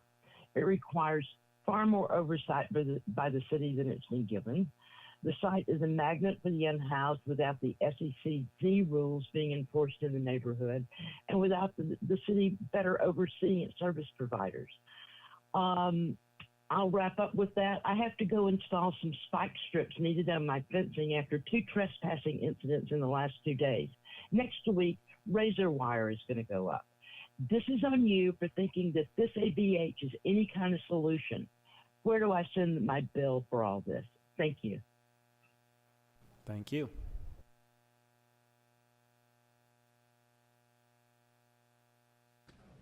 Caller, please state the items you would like to speak on. Hi, my name is Ida Shuri, and I'm from the Los Feliz Neighborhood Council. I would like 3 minutes for items 26 and 3 minutes for items 30 because we have written CIS letters for each individual item, as well as I'd like to make comments on other agenda items, which I could just use a general public comment for. Okay. So, Okay. sorry, were you the representative with an impact statement, or? Yes, I wrote both the impact statements. Okay, and so are you with the Atwater Village Neighborhood Council or the Los Feliz? Los Feliz. Okay, so we'll set the clock for 5 minutes. This is not normal public comment because it's an impact statement. We only request that you not be repetitive. When you're done, then we'll go on to your own individual public comment. Okay, so please begin. Okay. I also think it's a little bit odd to chastise before making a comment, but I would like to encourage the council to pass Sunset for All. This is a measure that's been tirelessly worked through by this organization of volunteers for 6 years. The city is way behind other cities in terms of having better pedestrian and cycling infrastructure. As well, pedestrian and cycling deaths have skyrocketed with numbers not seen before in more than a decade. And there really is a lax response from the city, and this could be a minimal start to that. As well, it will help businesses in the area, as proven by other studies, to having slower traffic and more infrastructure for pedestrians and cyclists to access those businesses. As well, these forms of transportation will allow people who have multimodal transportation needs or different socioeconomic needs to access downtown LA from these adjacent neighborhoods on Sunset Boulevard. There's really no other safe access to the downtown LA from adjacent neighborhoods like Echo Park and Silver Lake if they're planning on using cycling. One thing I would advise the city council to do is to remove the minimal parking space requirement or mention, because the focus should be on having the safest project possible, not necessarily preserving a parking space. I'd be concerned if there was a single parking space in the way of having the safest project. So I would advise the council to have that amendment. Moving on to number 30, I would like to support the amendment to include the extension to Glendale Boulevard. Again, we need safe and a connected bike lane system. right now we have a patchwork throughout the city, and this would increase a more connected system that could help increase access to the LA River and to the Elysian Park. For so long, we've had a very unsafe way of cyclists and pedestrians crossing Elysian Park on Stadium Way. This is very much long overdue, and so I would encourage the council to swiftly pass these two measures and to also very much be consistent and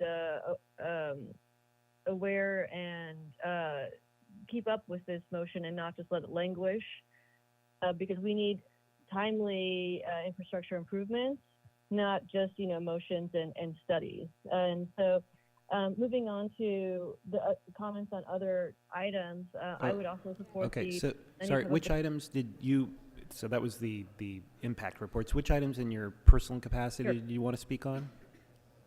Sure, in my personal capacity, I'd like to discuss the Carets items as well as the Bologna Wetlands items. Sorry, I know the numbers offhand. I'd have to look through the agenda again.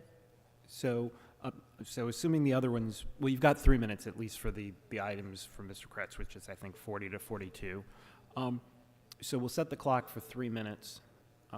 Some of the earlier items, I think you had listed like 16 or something if they actually voted on, but you can talk about it in general. So why don't you take the Mr. Kretz's items and then we can move on to general after that. So we'll set 3 minutes for the clock. So please begin.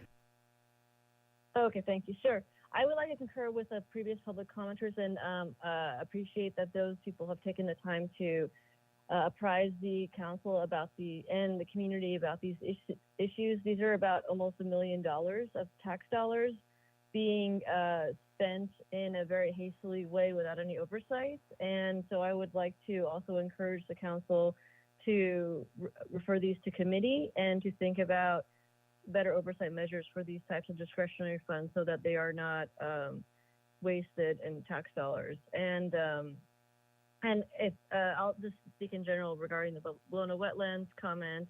I just like to support that measure, and also just generally, we need more preservation for locations like the Bologna Wetlands. There are plans to still develop parts of these wetlands, and we are already in a climate crisis. And when we start destroying public lands, whether it's for an expansion for a zoo or for expansion for commercial real estate, we cannot gain back that land, and it also increases carbon and reduces carbon capture. So I would like to make sure that the council is considering environmental impacts in its project approval. So thank you for your time, and I yield my time. Thank you. So we'll move on to the next speaker. Caller, please state the items you'd like to speak on. Hello. Hi, which items would you like to speak on? Hi, I would like to, I think it's 34 about continuing having the Zoom meetings. I'd like to support that. My comment about that particular item is your city council meeting right now is empty of council members, and I don't think you should require people to come down there in person until council members commit to being there in person to listen. It's a total insult. I'm sure they have other business they need to tend to, but right now they're supposed to be listening. I'd like to move on to public comment.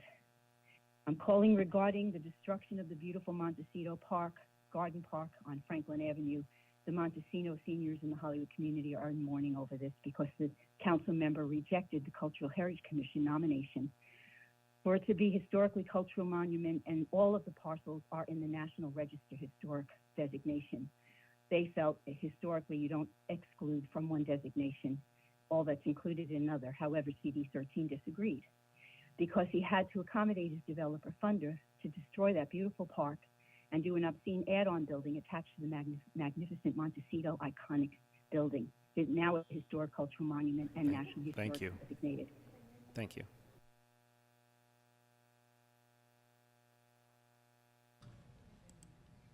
Caller, please state the items you would like to speak on.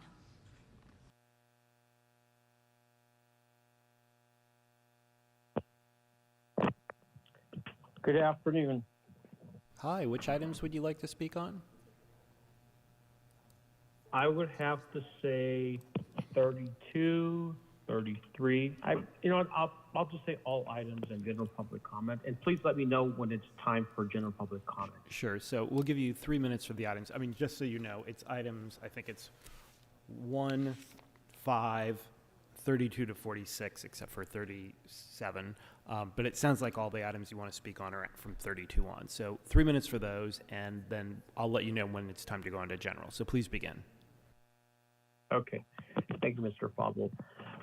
So I'm calling because item number 32, declaration of local emergency by the mayor. I just wanted to tell you that does not appear to be feasible, because if you want to declare a local health emergency, if you want to declare a health related emergency, it would have to be done at a higher level, which would be at a state and federal level and possibly a county level, because local emergency for health related concerns such as COVID-19, it doesn't sound feasible because it has to be done at a higher level. So I would like to also, for number 33, I do want to see meetings be held in person, continue. And I like to see public comment be made by telephone. And number 34, give me a quick sec. Yeah, monkeypox doesn't sound too serious at all. And I like to go to general public comment. Very good. So please begin on general. Okay. Yes. So these protesters, they're disrupting the meeting.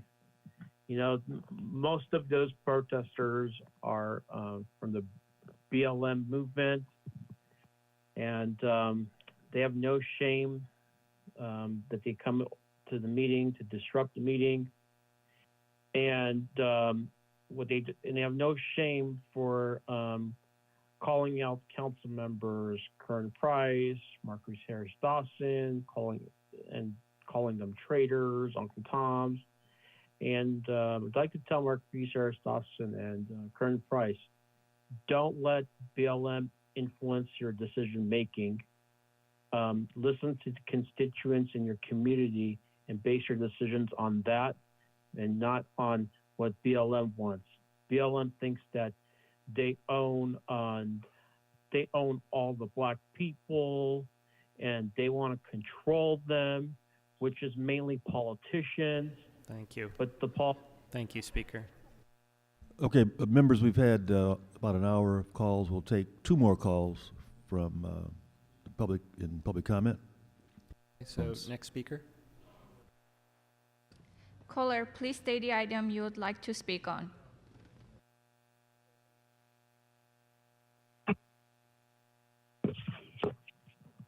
Hello? Hi, which items would you like to speak on? All items and oral communications? So you have 3 minutes for items 1, 5, and 32 to 46, except 37, and a minute for general. You can talk about the other items in general if you wish, so please begin. So first of all, in regards to item 38, the staff of Kevin De Leon needs to leave now. None of them should be in city council chambers, and each of them should quit. Shame on every single one of them for being there and for working for him. History will look at them with the same disgrace as they look at him. You as a city council can't talk about discrimination when you have it actively in city council, not only through the words of a disgraced soon-to-be former city council members Kevin De Leon and Gil Cedillo, but also by your inaction to remove them with the swiftness with which you move on things that you are actually motivated around, and for having this damned meeting in the first fucking place. Item 32, this is a joke. While COVID-19 is a real threat, none of you are wearing masks. And although not required by ordinance, it is common sense, ethics, and compassion. The fact that pigs in the room get close to people who aren't masked is disturbing, especially when they get near children who cannot wear a mask yet. The emergency you need to be talking about right now and hearing from the public about is the emergency presented by the racism of Kevin De Leon and Gil Cedillo and the complicity of each and every one of you in that scandal. Also want to note that on item 21 as well, that there should be more of these because Kevin De Leon and Gil Cedillo should also be up for a special election, although Gil Cedillo is out anyway. The response of this council as a collective and each of you as individuals is disappointing. Weaponizing the violent, racist police against your constituents is telling and Speaker, typical. 21 we've actually already voted on. You can talk about it in general if you want to go that. Okay, I've moved on. Thank you. They are the police are discriminating with fortitude. The people in the room are the protesters, as you call them, are demonstrating more fortitude, courage, and understanding of the gravity of the still unaddressed scandal of the leaked audio and demonstrating what we already knew in City Hall, that City Hall is racist and corrupt.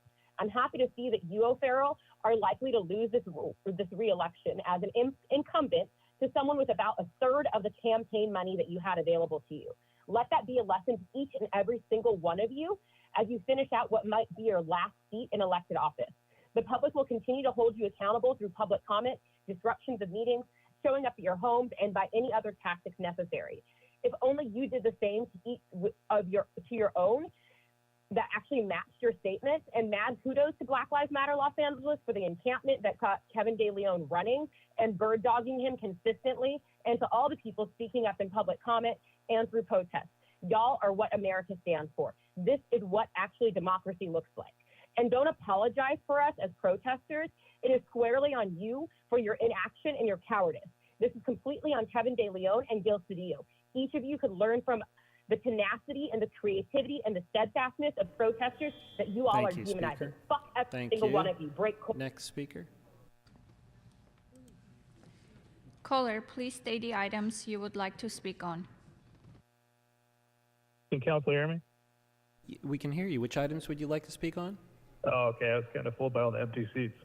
I'd like to speak on 32, 33, 42 in public general comment. Sure. So you have 3 minutes for those items, followed by a minute for general. Please begin. All right. So for items 32 and 33, there's no more emergency. We've had successful vaccines for nearly 3 years now. Certain public service jobs should not have the option to telecommute to work. Hospital workers, firefighters, police personnel are not able to telecommute to their jobs. Neither should other public servants who should be accessible to perform their public duties, specifically public figures like this city council. If you're sick, take the sick day like anybody else and stay on top of your workload like any other illness. We haven't opted for these telecommuting options for past viruses, such as the swine flu, any other influenza. So quit milking COVID and just do your damn jobs. Item 42, I sure hope you would pay these cops for the overtime they worked. If you have any issues with paying public servants for all hours they worked, you should step down from your council positions. And then moving on to public comment, if you don't mind. Sure. Please begin. Los Angeles should be ashamed right now. The community is hurting, and city council members have not made enough effort to truly listen to your constituents and provide them with a healthy platform to be completely heard. These 3 circuses you hold each week are pathetic and accomplish nothing. They've been absolutely appalling to watch. We need to redefine the local definition of a quorum to include present members in their seats actually giving speakers respectful attention and not distracted scrolling through the phones, chatting and joking with colleagues on the side. You need to actually be present during the public comment if you're going to vote on these issues. What most of you have shown is your blatant lack of respect for the citizens who pay your generous salaries. Please do your part and actually earn what you're being paid for. This isn't the first time anyone's called you out on this either. I wanted to avoid swearing, but how you're treating the speaker is arrogant bullshit. Simply giving your attention to our concerns goes a long way. This is something you should have learned in elementary school. Should we give you guys hall passes? Thank or are you. you just going to... Thank you, Speaker. Okay, I want to thank all the comments that we've had for more than an hour. We're going to close the public comment at this time and close the public comment on all items on the regular and the continuation agenda. Council members, we're now able to vote on some items. Madam Clerk, which items are before us at this time? Mr. President, the items that council may vote on are items 1, 30, 34 through 36, 38, and 46, sir. Okay, Madam Clerk, please open the roll. Close the roll. Tabulate the votes. And Mr. Blumenfield, what is your vote, sir?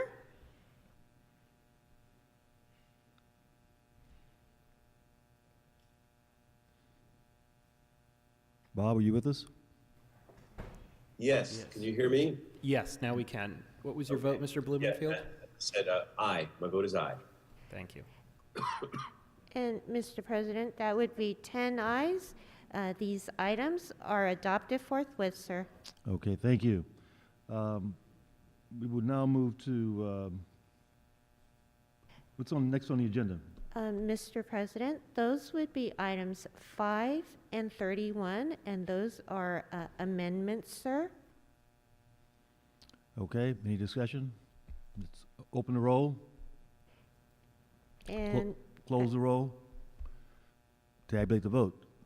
And Mr. Blumenfield, your vote, sir. Blumenfield votes aye. Thank you.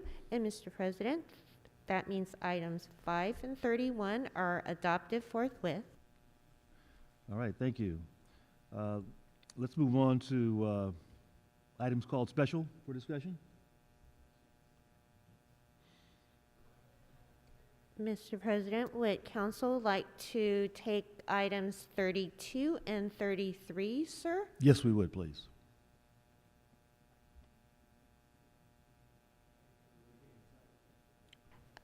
Yes. We'll take them up separately.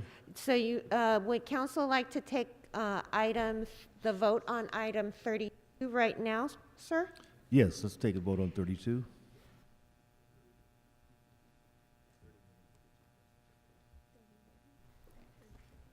So the vote is now on 32.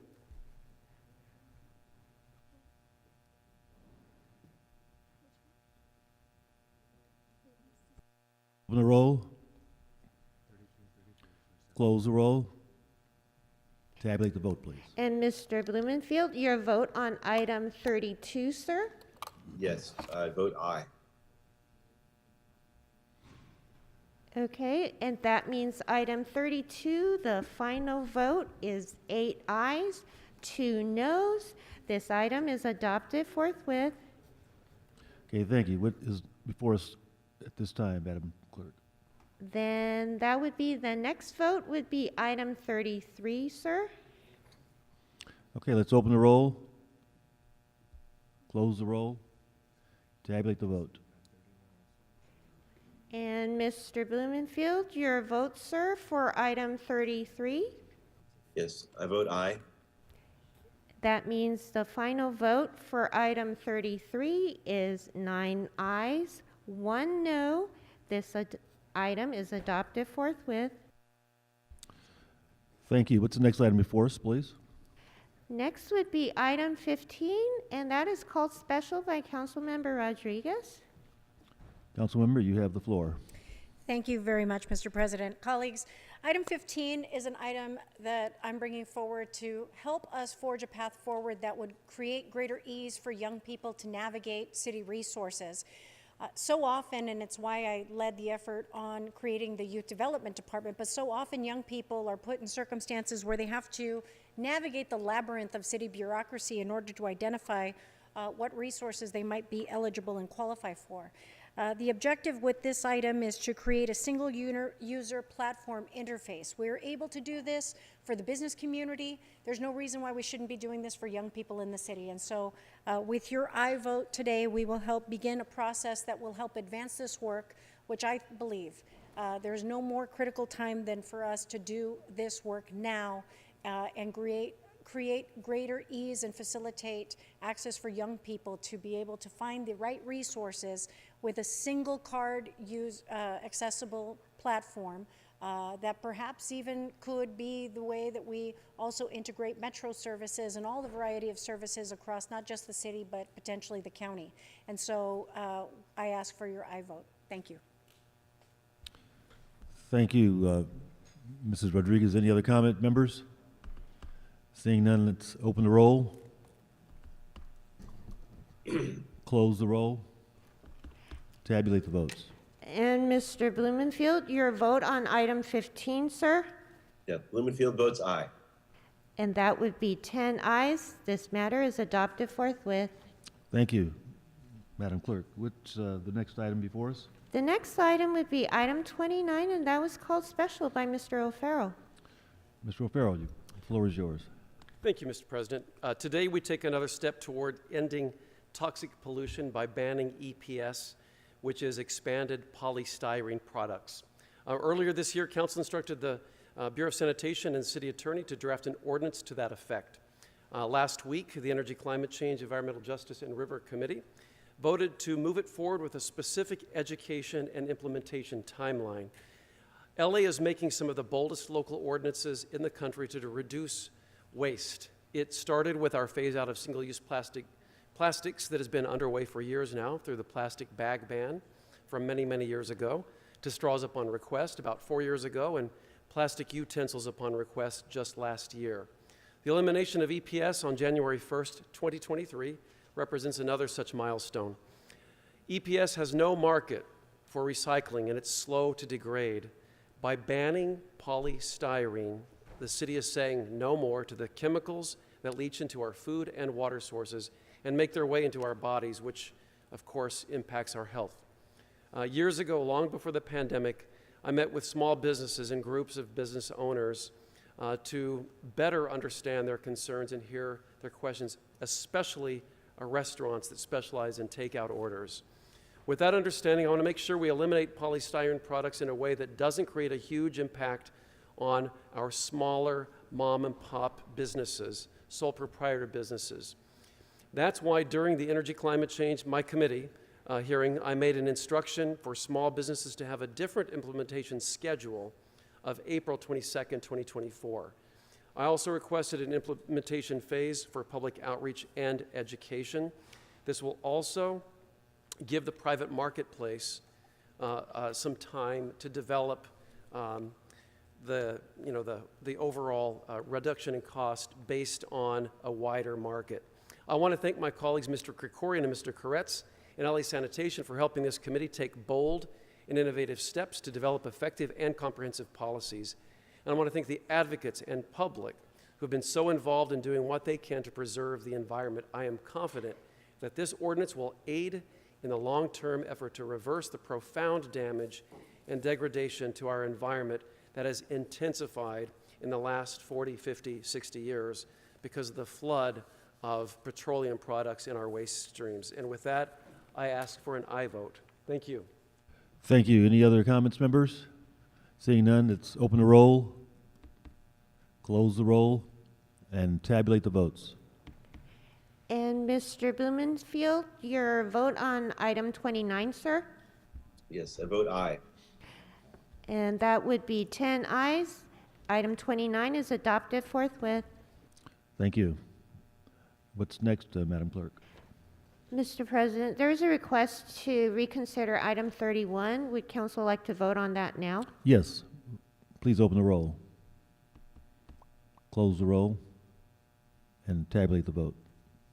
And Mr. Blumenfield, your vote on reconsidering item 31, sir? Aye.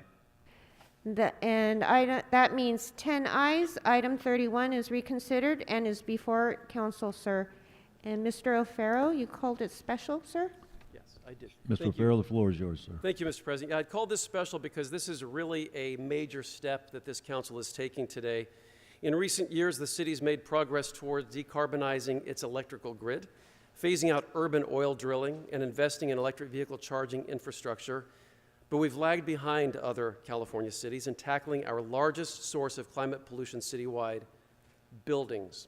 Buildings in Los Angeles account for 43% of greenhouse gas emissions, more than any other sector in the city, and more than the nationwide greenhouse gas emissions of 30%, or even in California, the statewide is 25%.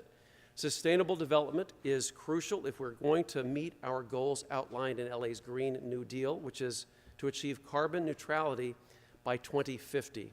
We must transition to environmentally friendlier energy sources that create a more sustainable, healthy environment for all of us to live.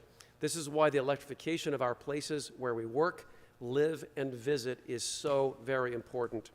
In fact, the policies introduced will not only decarbonize future buildings, such as this item, but will also decarbonize all city public facilities by 2035 and ensure that all future equipment and vehicles will also be carbon-free.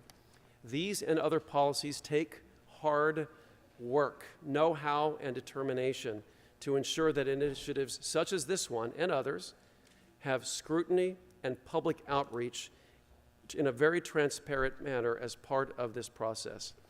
I recognize that both Plum and my committee, Energy and Environment, heard this report, so we have a combination of the two committees' instructions, which will instruct the city attorney and Building and Safety to draft an ordinance that will require the decarbonization of new buildings through electrification starting January 1st, 2023. I also gave an instruction for the department to look into an incentive program for restaurants, and I requested that the departments leverage rebate programs to help customers address any potential increases in utility costs during this transition. I also requested to include EV charging infrastructure in the report back. My office, through ongoing discussions over a considerable period of time with the applicant, will have the first all-electric office building in the greater Los Angeles region if approved by the City Planning Commission and this council, which I expect will happen. This is a monumental accomplishment. Though not a requirement, this 15-story, 432,000 square foot office building in Hollywood will voluntarily comply with the recommendations in this report. This demonstrates that it is economically feasible as we power up more clean energy sources in the years to come. I challenge other developers to make this same bold commitment, not because they'll have to do it yet, but because it's the right thing to do. It is our future. With that said, electrification is key to reducing the greenhouse emissions that threaten our planet and threaten our local climate. I'm pleased that we're all on our way to a healthier environment, and on this, I ask for your aye vote. Thank you, Mr. President. Thank you. Any other comments? Mr. Krikorian pressed his button to speak, Mr. President. Mr. Krikorian. Thank you very much, Mr. President. And Mr. O'Farrell, I first wanted to just rise and thank you for your leadership on this issue, both as committee chair and leading by example as well. So thank you very much. Members, this item that's before us deals with new construction. And for the reasons that Mr. O'Farrell said, this is vital to advancing our LA 100 goals, because the further electrification of the built environment is what will make the LA 100 goals of clean energy more affordable by spreading the rate impacts across more customers. And so it's an imperative part of the feasibility of that. But in addition, Mr. Kretz and Ms. Rahman and I also authored a motion last December to move forward with analysis of electrification of existing buildings as well through a community assembly process. That process is underway.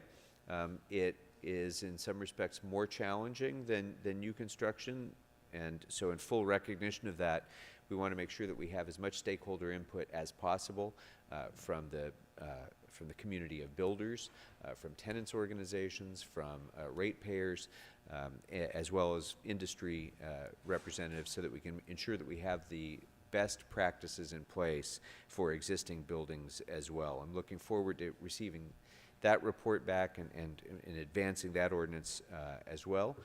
But in the meantime, this is a really important step forward where Los Angeles will once again lead by its example for the rest of the country. So again, thank you, Mr. O'Farrell, and I ask for your aye vote. Thank you, members. Seeing no other members on the queue, let's open the roll, close the roll, and tabulate the votes. And Mr. Blumenfield, your vote on item 31, sir? My vote is aye. And for the record, item 31 is 10 ayes. This matter is adopted as amended forthwith. Thank you. What's next on the agenda, Madam Clerk? Mr. President, for the record, the ordinance for item 25 is held over to November 22nd, 2022, and council has motions for posting and referral. Motions will be posted on the city clerk's website shortly after the meeting for the public's viewing. To subscribe to receive copies of today's council motions to your email, please visit clerk.lacity.org. Okay, those items will be posted and referred. The desk is clear, Mr. President. Thank you. Members, do we have any announcements today? Mr. Busquiano. Thank you, Mr. President. I know there will be a slew of Veterans Day events this weekend. I'd like to invite the entire city to join us at the Battleship, Iowa on Friday. Join the Veteran Peer Access Network to honor and celebrate Veterans Day. Battleship, Iowa, there'll be a number of organizations that provide supportive services for veterans, military, and our military families. Kicks off at 10 a.m. and goes until 2. Again, this Friday on Battleship, Iowa in San Pedro along the LA waterfront. There will be a ceremony on the fantail that kick off around 10. Concert brought to you by Rock for Vets. And if you're a fan of hot dogs, you got to join Vicky's Doghouse on board the Iowa. I mean, Monica and I, we had, last time we were there, we enjoyed an incredible hot dog there on the Battleship, Iowa. So please join us on Friday. Hope to see you there, and it'll be a great tribute to our veterans. God bless our veterans. Mr. President, members. Hot dogs and no karaoke? No karaoke, not on Veterans Day. That's Saturday. All right.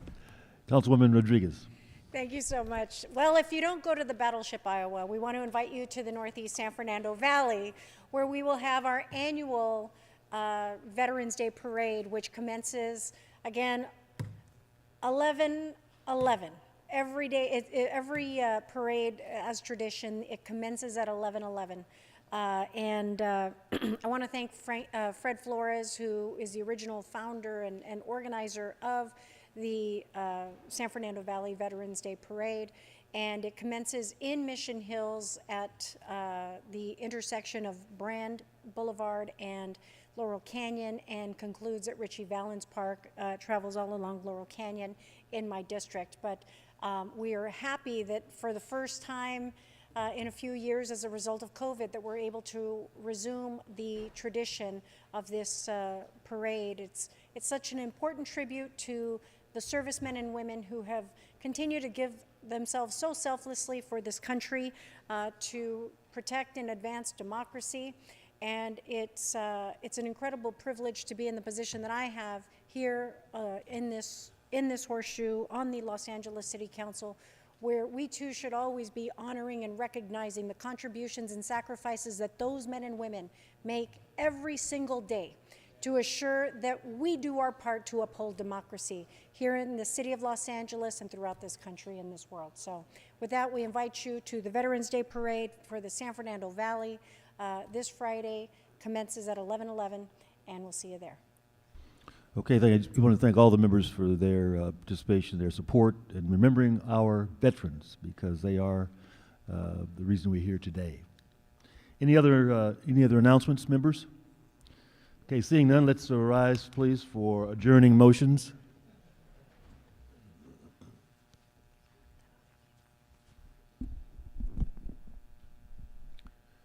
Looking to my right. None. To my left. Seeing none, this meeting is adjourned. Thank you.